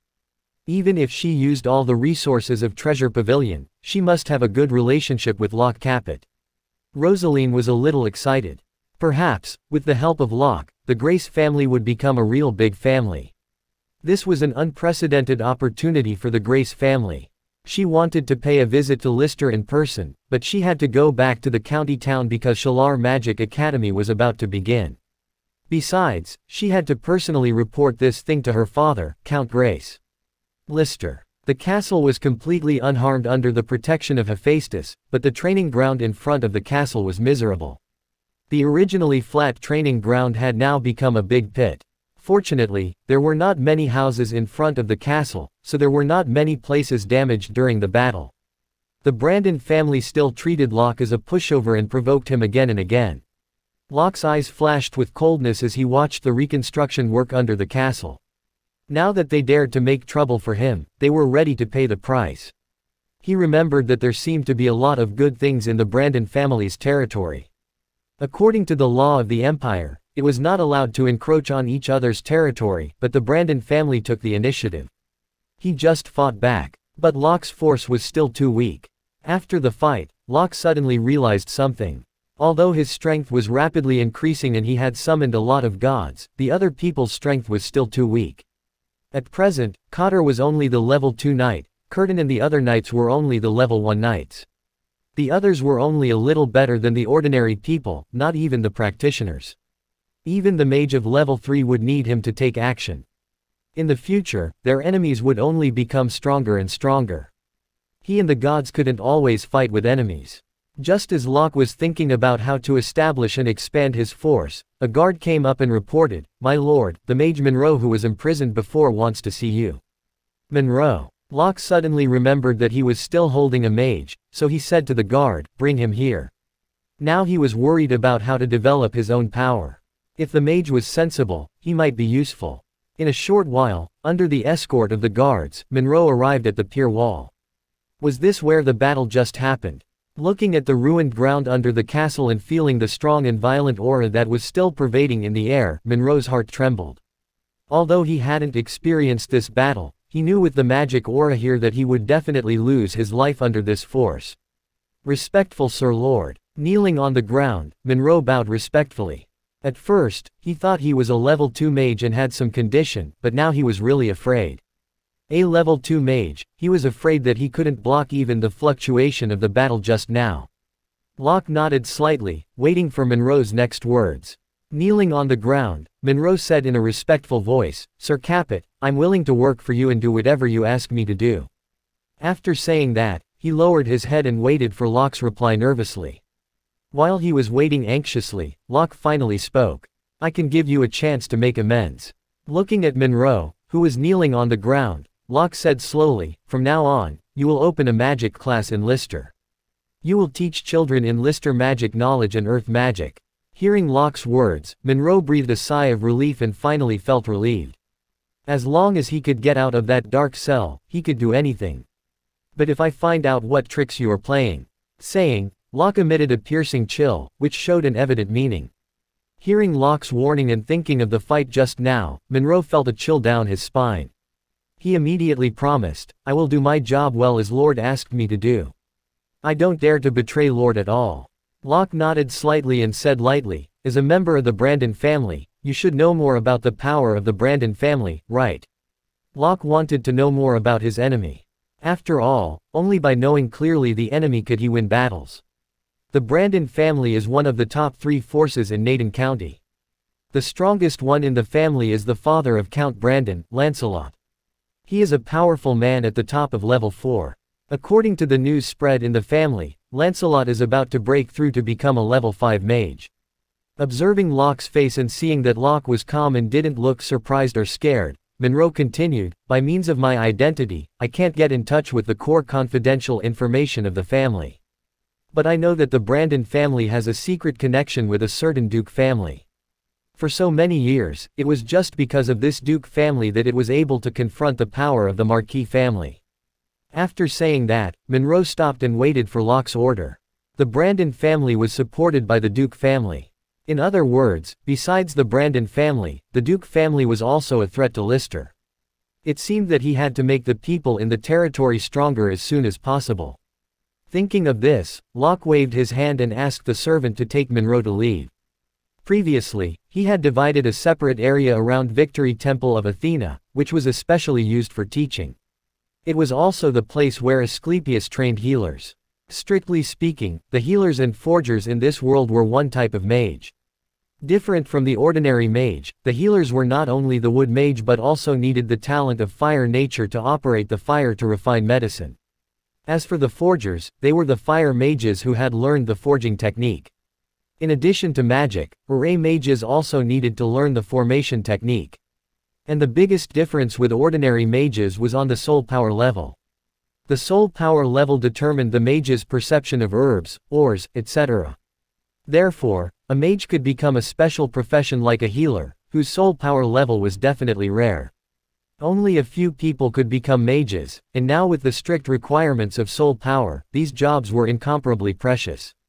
The mining work of ores was on the right track. Locke asked Cotter and the others to put aside their work and put all their energy into practice. With the help of Victory Temple of Athena, the strength of Cotter and the others was increased very fast. To speed up the practice speed of Cotter and the others, Locke decided to find Asclepius to prepare medicine for practice. When Locke came over, Asclepius was teaching 3 apprentices to refine medicine. In fact, these 3 people only had a faint wood attribute and fire attribute talent. If they were tested according to the traditional magic talent test, they would not be able to reach the standard of being healers at all. However, their talent was stimulated through a special way of Asclepius. Last time, they had tested more than 10 children, but only the 3 could have a faint resonance with the test crystals. Although the earlier magic talent woke up, the higher the magic talent level would be. But the awakening time of magic talent was different for everyone.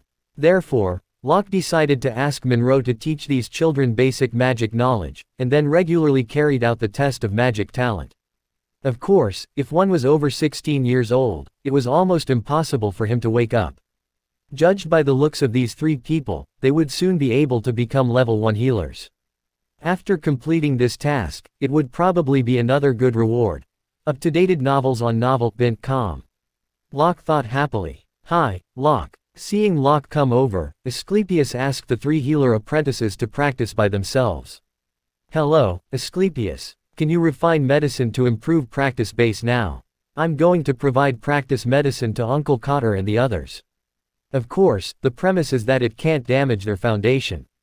After greeting, Locke spoke out his thoughts directly. Acacia continent had a lot of medicine that could improve one's practice base, which could also be regarded as the resource of practice. Many big families had powerful strong men in generations because there was a constant supply of medicine. However, many medicines would exploit one's potential. Although they had the effect of improving one's practice base, in the long run, the gain was not worth it. If they take it, energy transforming elixir of level 2 is very suitable. After thinking for a while, Asclepius said, energy transforming elixir was a very common elixir in Acacia continent, which was used to improve the practice base of knights, swordsmen, and other fighting spirit practitioners. After saying that, he smiled and continued, don't worry. I have improved my way of refining medicine. It won't hurt their foundation. Okay, I'll arrange the purchase of medicinal material of energy transforming elixir. Without the slightest doubt, Locke smiled back. If there was even something wrong with the medicine refined by the medical god, then the healers in this world were useless. Soon, the medicinal materials used to refine medicine were listed by Asclepius. After getting the list, Locke didn't waste time. He gave it to Hansen and asked him to prepare it. After Locke left, he went straight to the practice room of Victory Temple of Athena. His practice base had reached the peak of 6th sense. Perhaps it wouldn't be long before he could feel the breakthrough to the 7th sense. Now his strength was equivalent to a level 3 practitioner, and it was difficult for him to deal with a level 4 practitioner. As for the terrifying element ball, he had never condensed it successfully since he used it last time. Once, he almost blew himself up. Fortunately, Athena appeared in time to help him stabilize the energy. Therefore, he decided to practice the small universe first when his divine power became stronger. From breakthrough to 7th sense, his strength was equivalent to that of the level 4 to level 6 practitioners in this world. Locke couldn't help feeling excited. However, although he had the strength of a level 3 practitioner, he had never used the magic of level 3. Both Lister and Bone City were too remote to collect high-level magic books. It seemed that he still needed to go to Shalar Magic Academy. Locke sighed. In the whole Naden County, where had the most magic books? It must be Shalar Magic Academy. After Cotter and the others entered the practice, Locke was not idle either. Soon he also entered the practice. More than 10 days. Ding tilde. Detecting that the task is completed, and the level of the task is excellent. Rewarding you with a divine temple of Asclepius. Hearing the voice of the system, Locke was stunned for a moment and then couldn't restrain his excitement. Although he was ready to complete the task and accept the reward of the system, he was still very surprised to hear the reward. A divine temple. This mission rewarded a divine palace. Ha ha, Locke Caput, you were so lucky. Looking at the small palace floating in the system space, Locke's eyes lit up with enthusiasm. Compared to Victory Temple of Athena, Temple of Medical God was indeed much smaller, but it didn't matter. From the Victory Temple of Athena, each god's temple had magical powers. For example, Victory Temple of Athena could improve the environment, speed up practice, inspire wisdom, and so on. Temple of Medical God must have its corresponding function. On a hill on the right side of the castle, Locke, Athena, Asclepius, and Hephaestus were standing side by side. In front of them, a delicate divine temple was floating, emitting a faint blue mysterious energy like clouds. After discussion, Locke decided to put the divine temple on the small mountain on the east side of the castle. It's better for you to put your thing. Looking at the mountains in front of them, Locke said to Asclepius. Asclepius nodded with a smile. With a light tap of his cane, the divine temple turned into a beam of light and flew out. At the same time, the divine temple rapidly expanded, instantly turning into a hill-sized palace floating in the air. The huge palace reflected a boundless shadow on the ground. After a day's mining, the 5 residents were drinking in the yard. Under the leadership of Locke, the lives of Lister's residents had undergone tremendous changes. Especially after mining for ores, they had obtained a stable income. Just as they were drinking happily, one of them dropped the bottle in his hand with a bang on the ground. The sharp sound of the broken bottle awakened the rest of them. Jeff, you are too weak, ha ha. You were drunk with only 1 bottle. Yes, so weak. If you go back tonight, I'm afraid you'll be disliked by your wife. Ha ha. The rest of them laughed and shouted, but they suddenly found that there was something wrong with Jeff's expression. Jeff's eyes were wide open and dull as if he had seen something horrible. His mouth was so big that it could swallow a goose egg. Read latest chapters on Note Vel B in com. What is it? Jeff pointed at the floating divine temple in the distance and said in a trembling voice. The other 3 people looked in the direction of his finger and were instantly stunned. They couldn't help but rub their eyes to confirm if the scene they saw was real. Thump. God. God is coming. Finally, one of them knelt excitedly and worshipped the divine temple devoutly. The rest of them also quickly knelt on the ground with respectful faces. Attracted by the screams, the residents came out one after another. When they saw the divine temple floating and emitting divine light, they directly knelt on the ground. In the distance, the divine temple fell on the mountain and had integrated with the mountain. At this moment, with the divine temple as the center, the invisible energy began to spread around the whole area of Lister. With a wave of his cane, Asclepius suppressed the other fluctuations emitted from the divine temple. Let's go and have a look. Athena smiled sweetly and flew towards the divine temple with Locke. The 2 of them smiled at each other and followed up. The 4 flew over the pier wall and directly arrived at the square inside the divine temple. In front of the main hall, there was a wide divine road paved with stone bricks. In the middle of the road stood a jade pillar, on which there was a carved lifelike long snake. On both sides of the road stood 2 rows of beautifully carved jade pillars, the top of which were inlaid with sparkling luminous pearls. In the dark night, the luminous pearls shone gorgeous light, lighting up the whole road. As they continued to walk up, they saw the main hall of the divine temple. Its style was an ancient Greek Doric column. In front of the main hall were 4 Doric pillars and the foundation of the platform were 3 simple steps. The lintel at the entrance of the main hall was red, the god of death is not allowed to enter. In this way, the patients would be greatly encouraged and have the confidence to defeat the pain. Beside the main hall, there were more than 10 palaces of various sizes, including the treatment hall, the medicine refining hall, and so on. When they entered the main hall, at the front of it was a statue of Asclepius, which held a walking stick. Compared with Asclepius beside Locke, the statue was more dignified and solemn. There were 4 exquisitely carved jade pillars in the hall. The luminous pearls on the roof illuminated the hall as if it was daytime. The entire hall was reserved and elegant. "How's it going? Is it good?" Asclepius smiled and asked Hephaestus. "Ha ha tilde." Looking at the proud expression on Asclepius's face, Hephaestus curled his lips and said, "My divine temple is much more magnificent than yours." Asclepius didn't get angry at all. He laughed and showed the three around. On the other side, the residents of Lister had gathered in front of the gate of the divine temple. They were afraid of being punished by gods, so they didn't dare to act rashly. They all carefully watched at the gate. Cotter, Curtin, and the others also woke up from practice and rushed to the gate of the divine temple as fast as they could. Half an hour later, Locke and the other three walked out of the divine temple. "My lord." The residents all bowed to Locke and then greeted the three of them. "My people, this divine temple is also a gift from gods. It will protect Lister, just like Victory Temple of Athena." Looking at the eagerness in residents' eyes, Locke continued with a smile, "Therefore, everyone needs to repay the favor of gods with your devout faith." Compared with the appearance of Victory Temple of Athena last time, the residents were much calmer, but they were still very excited and happy. With Locke's permission, Lister's residents began to worship the divine temple. When they saw the familiar figure in the divine temple, they were shocked again. Was Mr. Asclepius also the spokesperson chosen by gods in the world? At this point, their worship of Asclepius reached the point of complete fervor. First, it was Miss Athena, and now it was Mr. Asclepius, so would it be Hephaestus next? At the thought of this possibility, Cotter and Curtin couldn't help but tremble. They looked at each other and found that the other party's eyes were filled with shock. In the castle, Locke had already washed up and was lying comfortably on the bed, waiting for the system test at 12 o'clock. Finally, 12 o'clock came. Ding! The test of the second divine temple is over. The number of people of belief is being tested. Asclepius owns 230 faith points. The voice of the system ended. Locke opened the attribute panel to check the change of the points on the board. Host: Locke Capet. Race: human race. Binding identity: Lord of Lister. Profession: divinity practitioner. Level: the sixth sense.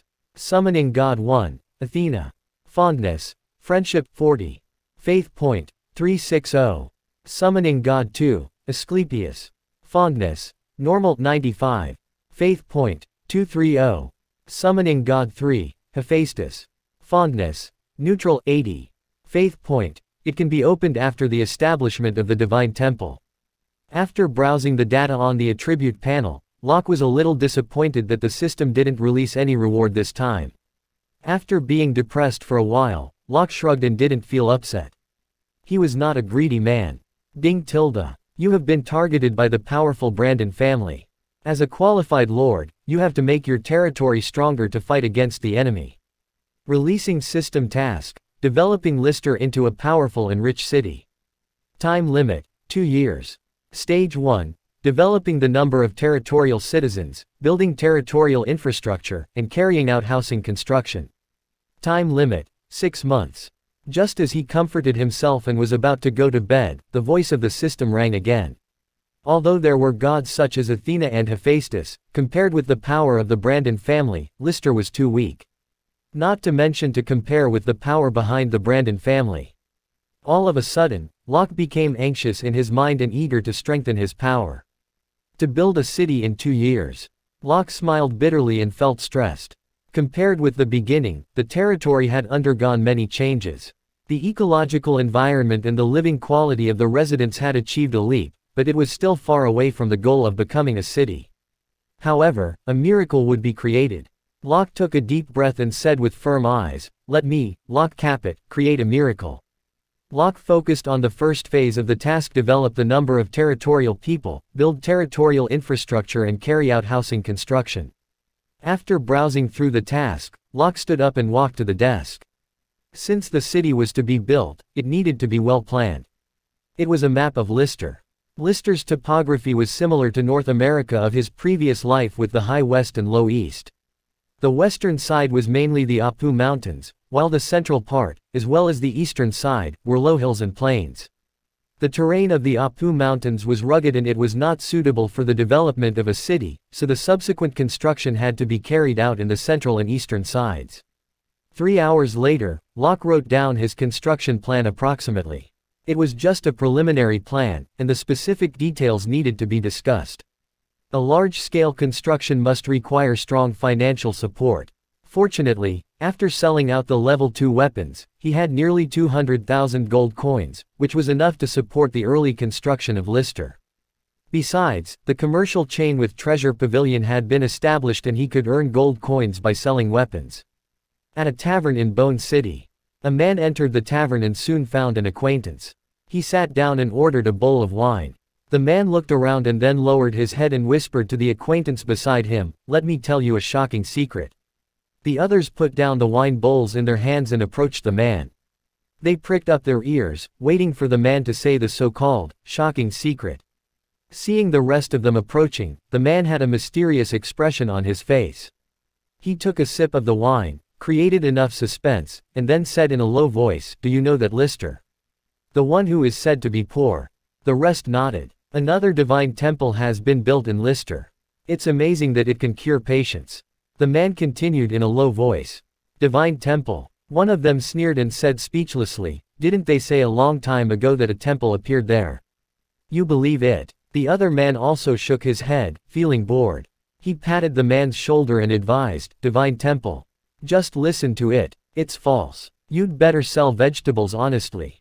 "It's true this time." Seeing that no one believed him, the man became anxious. "My brother went to Lister to deliver vegetables. He saw it with his own eyes. Now they are going to move the whole family to Lister." "Well, that's great. Why don't you move in too?" "Ha ha. Yes, don't disturb us looking at women." They laughed and looked at the dancing girl who appeared in the tavern. "Humph. I'm really going to move. You'll regret it." Seeing no one talking to him, the man didn't even drink. He muttered and went out in anger. Ellipsis. The news that Lister had 2 divine temples spread quickly in Bone City. Of course, many people sniffed at the news and didn't want to believe it.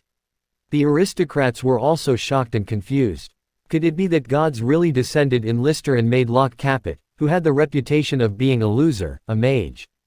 Confused, they sent someone to inquire about the situation of Lister. However, they were completely shocked by the news from their men. Lister really had 2 divine temples. Lister had the Black Iron Mine. A few days ago, a level 3 mage came to look for trouble, but was beaten up by Locke Capet. The aristocrats only felt that their values of life were affected. First, there were divine temples and then Locke killed a level 3 mage. Why did they feel so unreal? Do you think Lister still has mineral resources?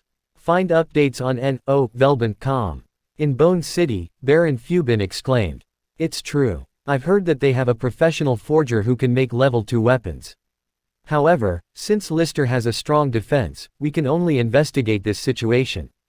A middle-aged man who looked like a butler continued to report.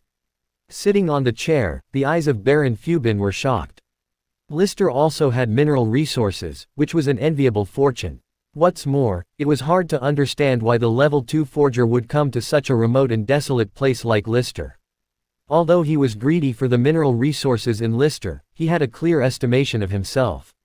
From the news he had received, he was afraid that there were some powerful men in Lister. As for that Locke who could kill the level 3 mage, he didn't believe it at all. Perhaps that powerful man deliberately put all the things on Locke to deceive others. After all, no matter how astonishing a person's talent was, it was impossible for him to defeat a level 3 mage. If he reported the information of the mineral resources to the Basel family, he would get a big reward. The Basel family was one of the top 10 forces of Naden County. It was easy to deal with Locke Capet. After a moment of silence, Fubin sneered in his heart. He wondered if Locke Capet could keep the fat. It was known to all that even those big families would scramble for a black iron mine. Whether there was any divine temple, or to kill a level 3 mage, in front of the big family, were not important. Someone secretly sent a message to the family behind them, telling them about Lister's situation. Some were also watching, wondering if they should bring gifts to make friends with Locke. Bone City also began to surge. Hearing the news about Bone City from Treasure Pavilion, Locke just smiled and didn't take it seriously. There were just some small families in Bone City, which didn't make a threat to Lister. In the middle of St. Brieuc City, there was a huge and magnificent building. Locke Capet. In the study, the middle-aged man murmured and waved his hand, indicating the person who had reported to him to leave first. Now Locke was a level 1 fire mage. It seemed that his talent was really good. After the matter of the Brandon family was solved, maybe he could train Locke well. Marquis Hyman soon made a decision. He didn't believe that Lister had 2 divine temples. It was known to all that the gods were legendary things. How could they descend in that barren place? Even if it really had the function of accelerating practice, it might be because of some arrays. It was as if the Marquis mansion had set up an array that could condense magic elements. The Brandon family also received the news from Bone City. Weiss is dead, too. Count Brandon's face very darkened and his eyes were filled with coldness. How could he lose so many people in a loser's territory? Sir Count, that loser has begun to mine the black iron mine. I don't know where he has hired a forger to forge a lot of weapons. Many families know about the black iron mine. According to Bone City, Treasure Pavilion has decided to open a branch in Lister. Butler Dinah reported with his head down. Does the Grace family also want to get involved in this matter? Count Brandon lowered his head. Since the matter of the black iron mine was exposed, the other families would never watch him monopolize it. Locke Capet, I would let you be proud for a while. When the Brandon family became the real overlord of the Naden County, it would be the day of the destruction of the Capet family. With a grim look in his eyes, Count Brandon sneered in his heart. Then he ordered the butler Dinah, go and invite Count Basil and Count Ogden here. Butler Dinah nodded and went out. On the other side, in the meeting hall of the Grace family. That's all about Locke Capet. After saying that, Rosaline stopped and looked at Count Grace on the host seat, waiting for Count Grace to speak. Count Grace was a slightly plump middle-aged man. His black robe was inlaid with golden patterns, which made him look dignified and noble. His eyes revealed the unique shrewdness of a businessman. Count Grace nodded slowly and said in a low voice, there is no doubt that Locke Capet is a rare genius. Most importantly, he has the support of the powerful practitioners. Rosaline, you did a good job this time. The fight in the county town is getting fiercer. The power of Marquis and the Brandon family will not let us stay out of it. Everyone knows that the Brandon family is very ambitious. Cooperating with the Brandon family is risky and dangerous. Therefore, we have no choice but to choose the power of the Marquis family. But in the face of such a fierce battle, no matter which family is likely to be destroyed. Therefore, our family urgently needs a reliable ally now. And we have already taken the chance in the matter of Locke Capet to win a good impression. Beside Count Grace, an old man of about 70 also nodded slightly and said with a serious face, I agree with the view of Sir Count. For this kind of genius, we must try our best to make friends. The others nodded in agreement. A month later, as the news of the Divine Temple spread, in just a month, Lister had more than 1,000 residents. Even Locke was stunned by the growth rate. These newcomers, who had just joined the territory, became faithful followers after experiencing the magic of the divine temples of Athena and Asclepius. After the faith point breakthrough of 1,000 points, the power of the 2 divine temples had risen by 1 level directly. The density of magic elements and fighting spirit in the whole territory had increased greatly. And the effect of Temple of Medical God was more obvious. It slowly increased the physique of the people in the territory and even their talent. However, Locke felt a little helpless. According to the instructions of the system, only the faith point breakthrough 10,000 could trigger the new function and reward. Since so many people came at once, the original houses were naturally not enough. Locke didn't hesitate to spend all his gold coins on the construction. During this period, Asclepius' fondness towards him broke through the normal level to the friendly level. He also obtained a level 6 soul restoration elixir. Soul restoration elixir, as its name implied, could stabilize the soul. It was one of the best healing medicines for people whose soul was damaged. Of course, this medicine had no effect on Locke. It was directly thrown into the system zone by him. One day, Locke finished practice and decided to check the situation of housing construction. In the past month, his practice base was still at the peak of the 6th sense. He had a hunch that within 10 days, he would be able to feel a breakthrough to the 7th sense. After a month's construction, there was another area of beautiful rooms in the territory. Respectful Sir Lord. At the construction site, an old man with a white beard bowed to Locke. Hi, Rowan. Locke replied with a smile. Looking at the busy figure of the workers, he turned around and asked, "How is the project going?" The white-bearded old man was Rowan, the leader of the construction team who came to help Locke build a castle before. Rowan and the others had come to Lister a month ago. They had made a great contribution to the fast construction of Lister. In Bone City, they also heard rumors about Lister. Unlike others, they had been to Lister and had a deep impression of Locke. They didn't think the news was groundless. They were dubious about the rumor and decided to see it by themselves. When they arrived at Lister, they were shocked. It was hard to imagine that Lister had changed so much in just 2 months. In particular, the 2 lofty divine temples made people want to worship them. After careful consideration, Rowan, the leader of the team, decided to stay in Lister. A dozen of his team members followed Rowan to stay. They were only the lowest level workers in Bone City, and there was nothing worth their attention. "Sir Lord, 40 houses have been completed at present. According to the requirements of the drawing, we still need 200 houses. As for the academy, we have the priority to start according to your requirements. It is almost completed now." Rowan sighed and said helplessly, "We have worked overtime, but the workers are not enough now." F0 Low New chapters at November el.com. Since receiving the task of building a city, Locke had a bold idea, to build an academy. If Lister wanted to develop, he had to have a place to foster strong people. Although it would cost a lot of money to build an academy, it was a good deal in the long run. "I'll take care of the workers." Locke nodded and said to Rowan, "You can also tell everyone that after the project is over, I will give everyone 1.5 times the reward." Rowan was overjoyed. He bowed and said gratefully, "Thank you, Sir Lord." After talking with Rowan, Locke asked Hansen to recruit workers in Bone City. In the evening, Locke came to the residence of the bandits he had caught before. The guards very soon assembled the captives. Soon, there were a lot of people under the stage. Although they were all captives, Locke didn't abuse them. He maintained a normal supply of clothes and food. It could even be said that their current life was a little better than that of residents in Lister at the beginning. Of course, compared to the residents of Lister, they lacked freedom, the most important thing in their lives. "Everyone, although you were bandits before, I'm willing to give you a chance to turn over a new leaf." Looking at the captives on the ground, Locke paused. Seeing that all the bandits raised their heads, he said loudly, "From now on, as long as you work hard and don't commit any crime in 2 years, I can give you freedom." These bandits used to be the residents in the nearby territory, but for various reasons, they came to the mountain to be bandits. They didn't deserve to die.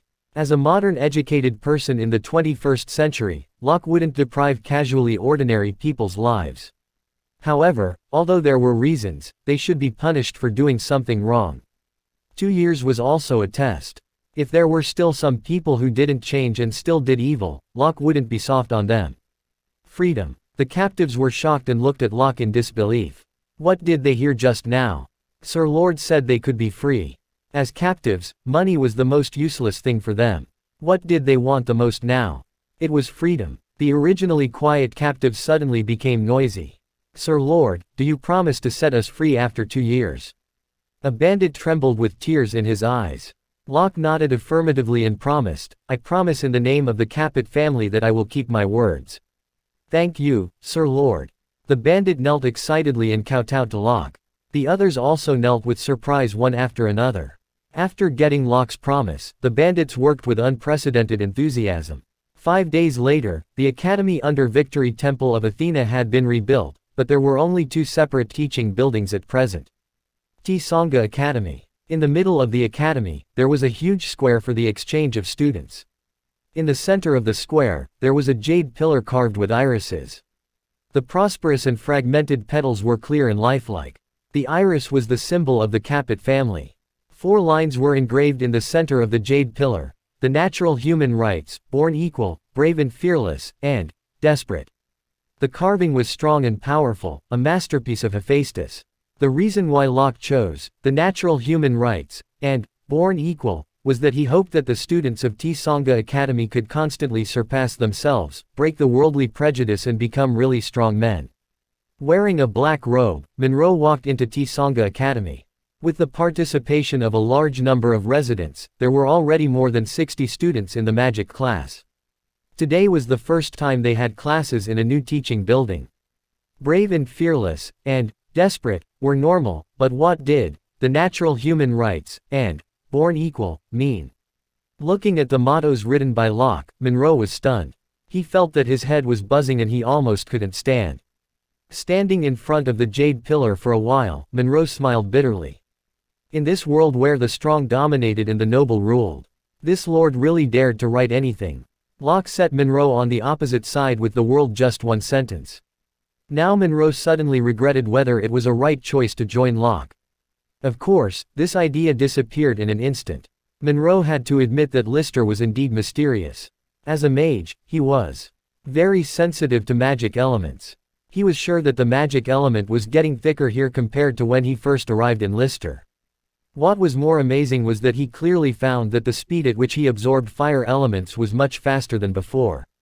He speculated that Lister might have some magic array to condense the magic elements.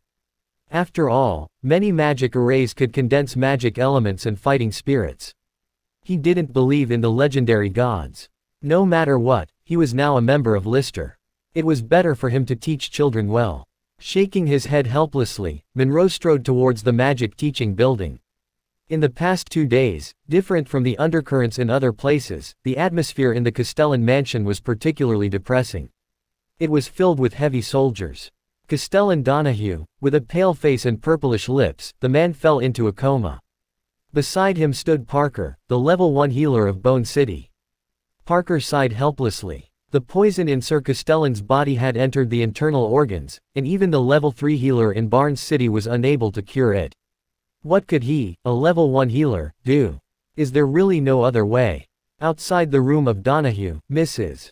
Castellan, Mavis, looked worried and tired, and a faint weariness emanated from between her brows. After Donahue got toxic, all the things in the Castellan mansion fell on her shoulders. She was worried about her husband's life, and at the same time, she had to prevent the attack of political enemies. The old butler, Charman, shook his head and said bitterly, even the level 3 healer can't do anything about it. I'm afraid that Sir Castellan is. Mavis seemed to have thought of something all of a sudden. With a glimmer of hope in her eyes, she asked, Treasure Pavilion. Did they have any life-saving medicine? The old butler, Charman, shook his head again. The fire of hope in Mavis extinguished again, and the air became quiet for a moment. At the same time, a guard came over.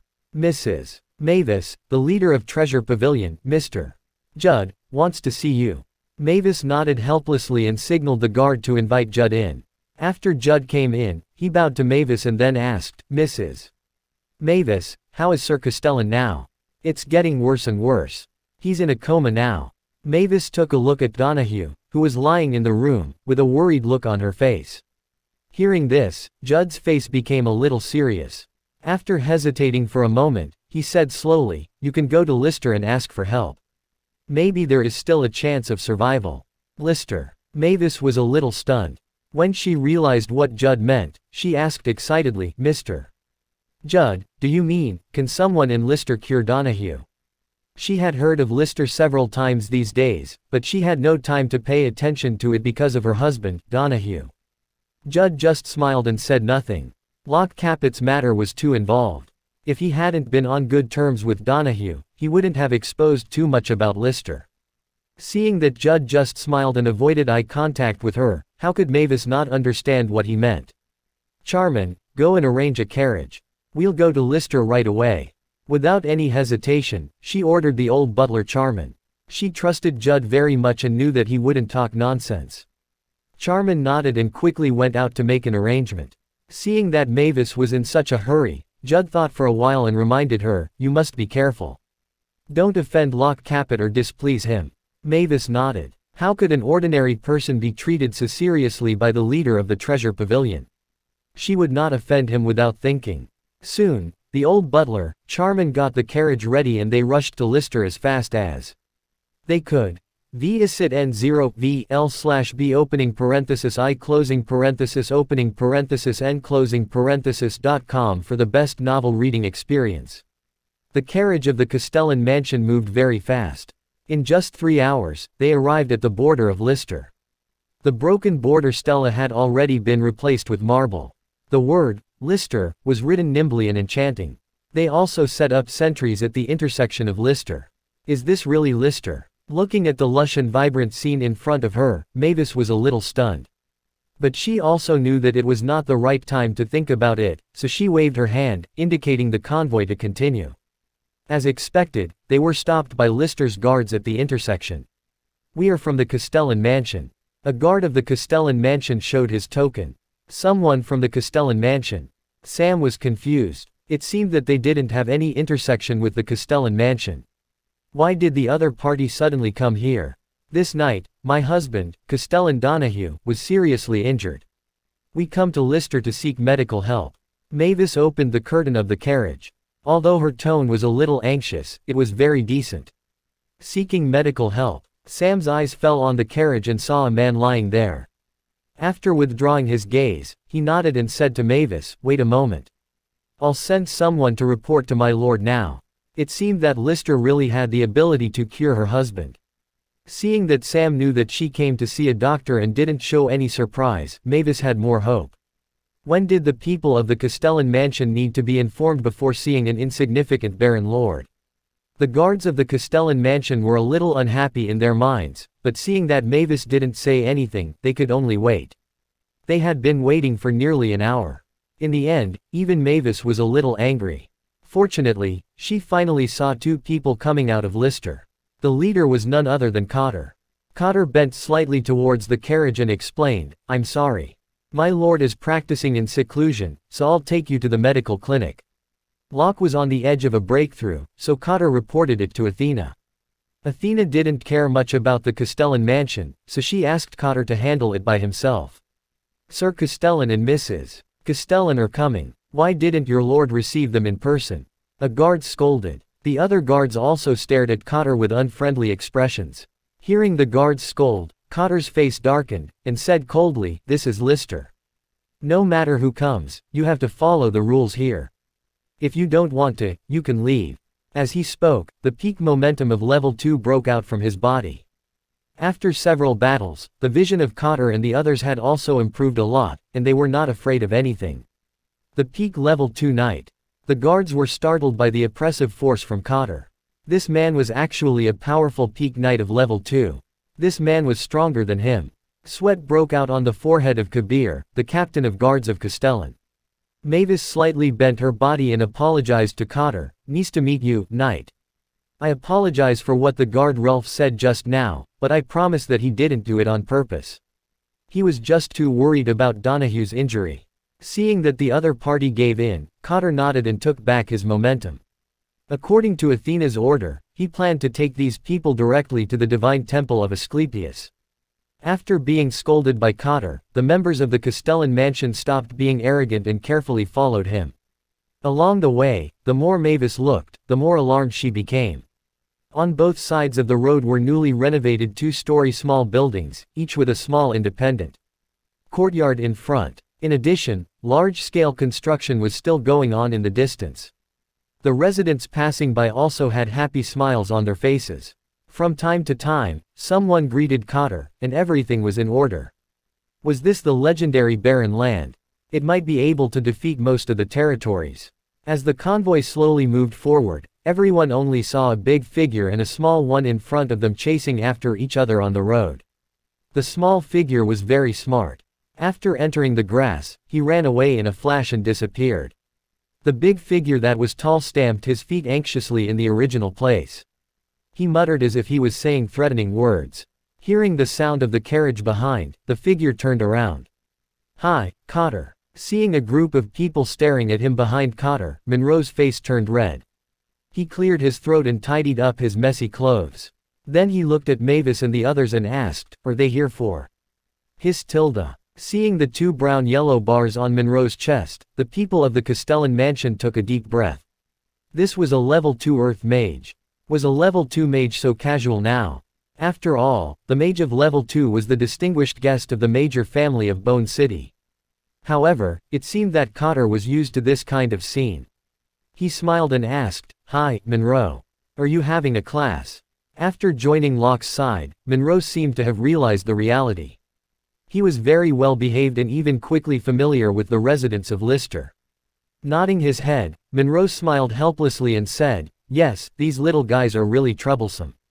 The two exchanged a few more words. Cotter headed for the divine temple of Asclepius with the people from the Castellan mansion. Half an hour later, they finally arrived at the door of the divine temple of Asclepius. Looking at the divine temple in front of her, Mavis was a little shocked. She muttered, "Is this the divine temple that is said to appear in Lister?" Such an exquisite and magnificent building could not be found even in the whole Naden County. The old butler, Charman, and other guards also looked at the magnificent building in front of them in amazement. Under the leadership of Cotter, the crowd came to the treatment hall. "Mr. Asclepius, here comes the injured." With a respectful look on his face, Cotter saluted to Asclepius. As the wife of the Castellan, Mavis was good at gauging people. She immediately realized that the person in front of her should be the one who could cure her husband. So she bowed to Asclepius and said sincerely and respectfully, "Sir, please save my husband." "Is this the patient?" Asclepius nodded slightly, glancing at Donahue on the stretcher. Mavis nodded hurriedly. Then Asclepius put down the pharmacopoeia in his hand and walked up to Donahue on the healing table with great interest. He looked at 3 level 1 healers behind him and said crossly, "What are you 3 waiting for?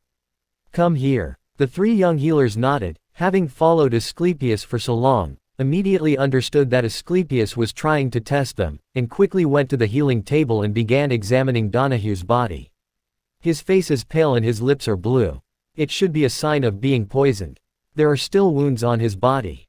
He should have experienced a fierce battle when he was poisoned. Ellipsis. Seeing Asclepius let the 3 teenagers check the wound of Castellan Donahue, the butler, Charman reminded him, Sir Castellan has a noble status. Don't you think you are too arrogant?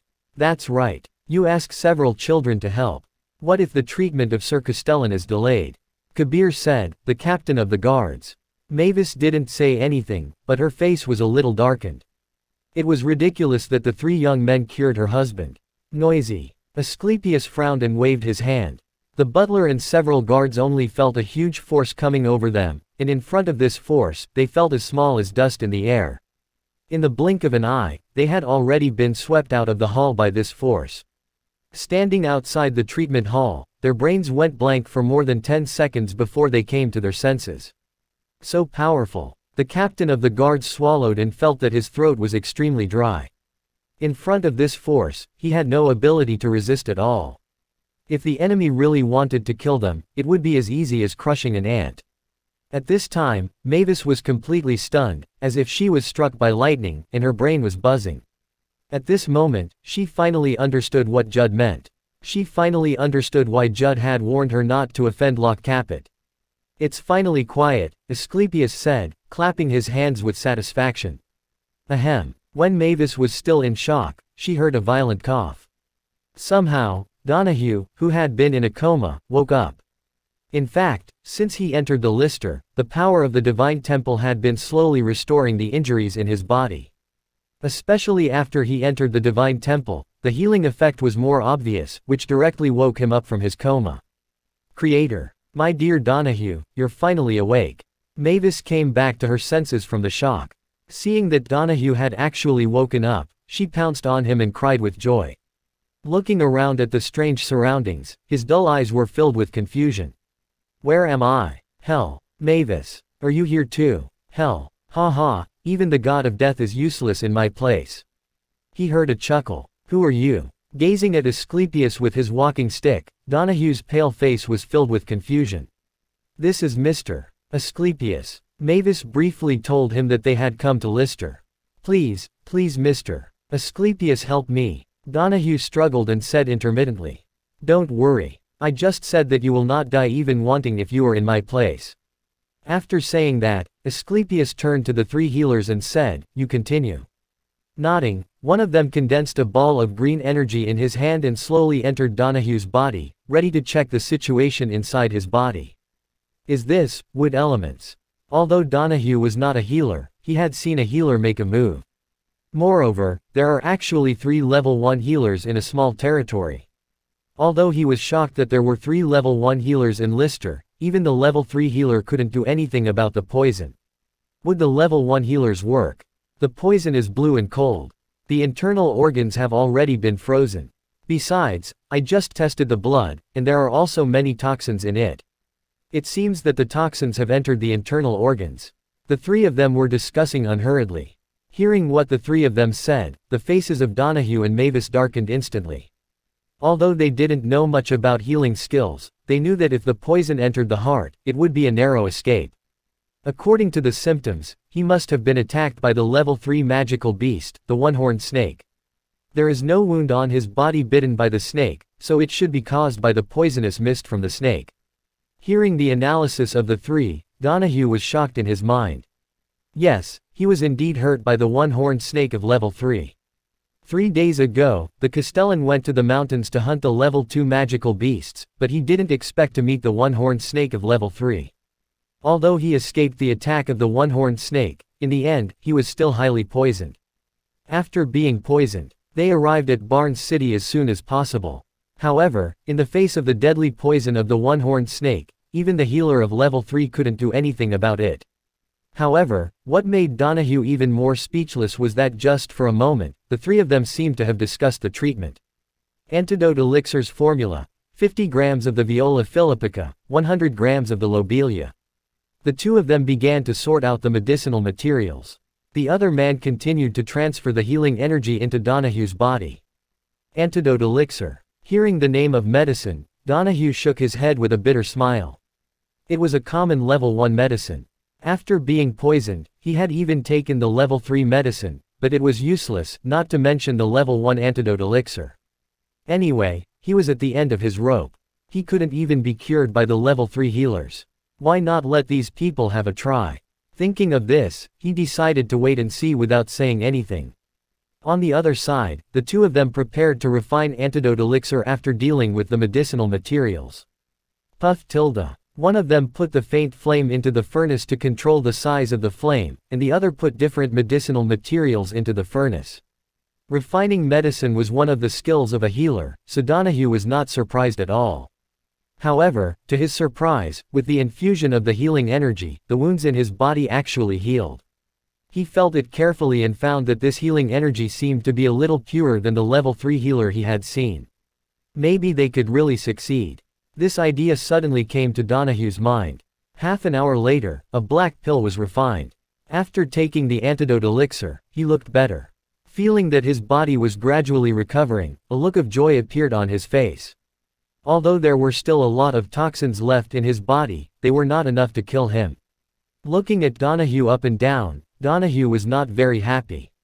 He said with some dissatisfaction, "Only 40% of the poison has been detoxified." Hearing what he said, the three of them looked ashamed and lowered their heads. 3 level 3 healers did something that even the level 3 healers couldn't do, but Asclepius still wasn't satisfied. Donahue suddenly had a fantastic feeling. Was the level 1 healer so powerful now? It seems that I have to do it myself.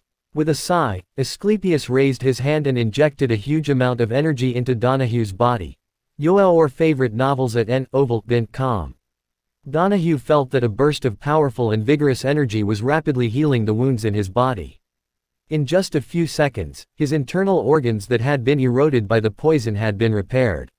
Seeing that his body had recovered in an instant, Donahue was stunned and his brain went blank. So powerful. This man was definitely the strongest he had ever met in his life. Taking a deep breath, Donahue bent his body and said very respectfully, "Thank you for saving my life, Mr. Asclepius." Surprised to see her husband get better instantly, Mavis was overjoyed and also saluted right after Donahue. Shaking his hand, Asclepius said impatiently, "Well, you can go out now. Don't disturb me with my reading." Hearing Asclepius' order of expulsion, Donahue and Mavis dared not stay longer and leave respectfully. At the same time, Cotter gave a salute and was ready to go back to practice. Waiting anxiously outside the door, the old butler, Charman and the guards finally saw someone come out of the treatment hall. They wanted to ask the man about the condition of Sir Castellan, but when they saw the person's appearance, they all froze in place with an incredible expression. He was cured. "Sir Castellan, are you all right?" The old butler, Charman, took a deep breath and felt that he was in a trance. 2 hours ago, Sir Castellan was still in a coma, as if he was at his last gasp. How could he come out with good spirit in such a short time? Charmin, I have never felt more comfortable than now. Donahue patted his chest with a smile. Seeing Donahue's expression, the old butler, Charmin, and others finally believed it. Looking at the people coming out of the main hall of the Divine Temple, Donahue turned around and asked Cotter, Mr. Cotter, can we worship the Divine Temple? Of course. Cotter nodded and said to Donahue, I have other things to do. If you don't mind, I'll arrange for someone else to take you to the Divine Temple. Thanks, Mr. Cotter. Soon, a maid was arranged to lead the way for Donahue and others. The god of death is not allowed to enter. Looking at the words in front of the Divine Temple Hall, Donahue's eyes narrowed. How arrogant it was. However, with the means of Mr. Asclepius, it was also true to its name. When Donahue saw the statues of Asclepius in the hall, he was shocked. Is this Mr. Asclepius? Mavis was also shocked. Perhaps, the person who defeated the level 3 mage was Mr. Asclepius. Seeing that even the people of the Castellan mansion were so surprised, the maid leading the way said with a trace of pride on her face, Mr. Asclepius is the spokesperson chosen by gods in the world. His medical skills are superb, and he is one of our most respected people. Was it true that as they said, Mr. Asclepius was the spokesperson of gods? Thinking of this, Donahue laughed at himself and denied the idea. Gods were legendary existences. Whether there were gods or not in reality was a problem. How could they appear here? Perhaps the reason why the statue was built into the shape of Mr. Asclepius was just to condense the faith in the territory. It was as if a kingdom would build a god of war, making the people have spiritual support. The old disease in my body is actually showing signs of recovery. Just in the process of the crowd's worship, the trembling voice of the captain of the guards, Kabir, rang in the crowd's ears. Are you sure? Donahue took a deep breath, stared at Kabir, and asked. He also knew that there was a hidden disease in Kabir's body. Back then, he was trapped in a heavy siege. To protect him, Kabir had been badly injured, so his foundation was damaged, and he would always stay at the position of the level 2 swordsman. He also asked the healer to cure him. The healer said, the foundation is seriously damaged and there is no possibility of recovery. He would be a level 2 swordsman for the rest of his life. But now, Kabir said that his old disease had been cured. It was really shocking. Kabir nodded his head and said excitedly, yes, there is a magical power repairing the wounds in my body. This divine temple does have a healing effect. The maid who led the way explained in a calm voice with a smile. Looking at the solemn and sacred statue, Donahue's heart was surging, and he couldn't calm down for a long time. Was this really a divine temple bestowed by gods? Donahue and the others went to another divine temple in Lister. When Donahue and the others saw a divine temple that was even more magnificent than the one, they were really numb. This divine temple seemed to be more exquisite than the buildings of the capital city. Donahue was extremely amazed. After entering the divine temple, everyone only felt a chill rush into their heads, making their thoughts much clearer. Half an hour later, Donahue and the others finally came out of Victory Temple of Athena. He turned around and took a look at the divine temple. Donahue let out a sigh of relief with a complicated expression on his face. Today, he had really experienced too much shock, and in the end, he was even a little numb. In the near future, the name, Lister, would surely spread throughout the whole kingdom. Donahue thought affirmatively to himself. If there weren't so many things to be handled in the city, he wouldn't even be willing to go back. It could be said that the Victory Temple of Athena was the paradise of practitioners. Donahue had planned to pay a visit to Locke, but it was a pity that Locke was practicing in seclusion, so they decided to leave Lister first. The Castellan could be said to be the backbone of a city. If something happened to the Castellan, the city would probably be in turmoil, so the Castellan mansion had been blocked the news that Donahue got poisonous. Although the Castellan mansion had suppressed the news that the Castellan had been seriously injured, it was impossible to hide, so a long time like paper was hard to wrap up the fire. Now many aristocrats knew about it. In order to prevent some nobility from making trouble, he needed to go back as soon as possible to stabilize his people. Donahue had made up his mind to focus on his relationship with Lister after solving the problem in Bone City. Of course, he also knew from his wife Mavis that Lister also had a black iron mine. He knew that this would definitely attract many big families and powerful forces to fight for it.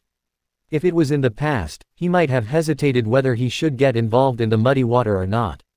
But ever since he saw the powerful power of Asclepius and the magic power of the two divine temples, he directly chose to support Locke. Before long, Donahue and the others had left the territory of Lister. "Is this, Donahue?" In a grass outside Lister's territory, a spy widened his eyes.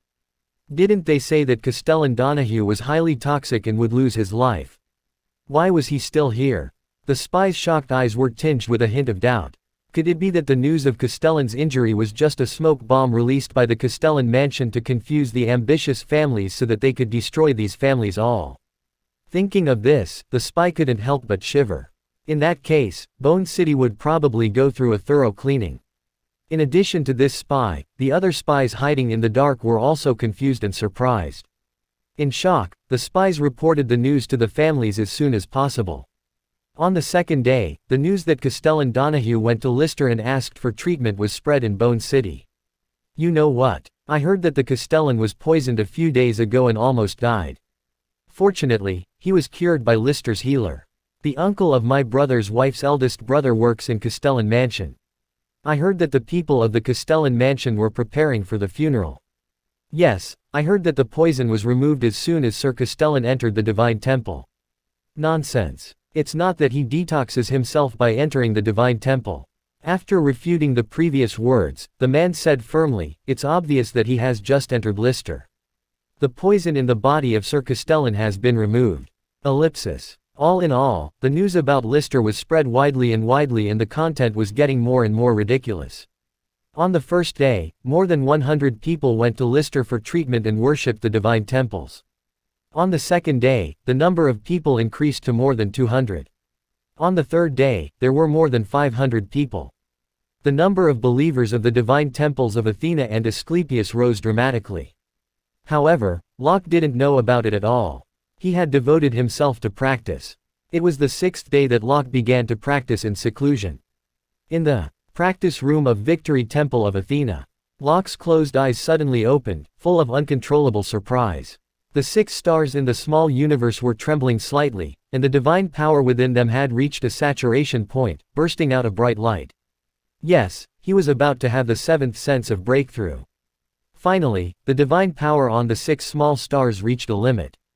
6 wonderful streaks of divine light burst out and gathered in the middle. A light dot gradually condensed within the 6 divine lights, constantly absorbing the divine power of the 6 stars. The bulk of the light dot increased, and in just a moment, it had the appearance of a star. A few seconds later, the 7th star was formed. Boom! A powerful aura burst out from Locke's body. An invisible barrier was lit up in the Victory Temple of Athena, blocking Locke's aura. The 3 of them, Athena, Asclepius, and Hephaestus, raised their heads and looked in the direction of Locke. They knew this was Locke's breakthrough. Cotter, Curtin, and the others who were practicing in the Victory Temple of Athena were all awakened by this aura. Is this Master Locke's breakthrough? He is so powerful. Feeling the cold aura, Cotter said in a somewhat shocked tone. Master Locke must be more powerful than him now by the momentum. Master Locke's practice base had been improved again. He had to hurry up to practice. He couldn't be a burden to Master Locke. A touch of firmness flashed through his eyes. Once again, Cotter sank into practice. Just like Cotter, Curtin and the others were surprised for a while, but then looked firm and threw themselves into the practice again. In the practice room of the Divine Temple, Locke gathered all his divine power in his body, and divine power in the practice room was also surging. 10 minutes later, Locke was finally able to control the divine power in his body. The divine power in his body finally calmed down. All of a sudden, he opened his eyes, and a ball of purple light instantly appeared in his hand. There is a level of difference between the 6th sense and 7th sense, although there is only a level difference. Locke felt it carefully and found that the divine power in his body was 10 times denser than the 6th sense. To put it simply, he could beat himself 10 times before. Moreover, after reaching the 7th sense of practice, he obtained the most important ability, the divine sense. The divine sense was very similar to the perceptivity of the level 6 practitioners, which could perceive something invisible to the naked eye. Locke released the divine sense. Even if he closed his eyes, everything within 10 meters could be seen clearly, including the smallest dust. But he didn't know how strong he was now. Putting away the divine sense, Locke opened his eyes and fiddled with the magic power ball in his hand. Feeling the strength in his body, he thought with curiosity, check for new stories on No. VL bin C 0 meters. At this time, a slim figure appeared at the door of the practice room.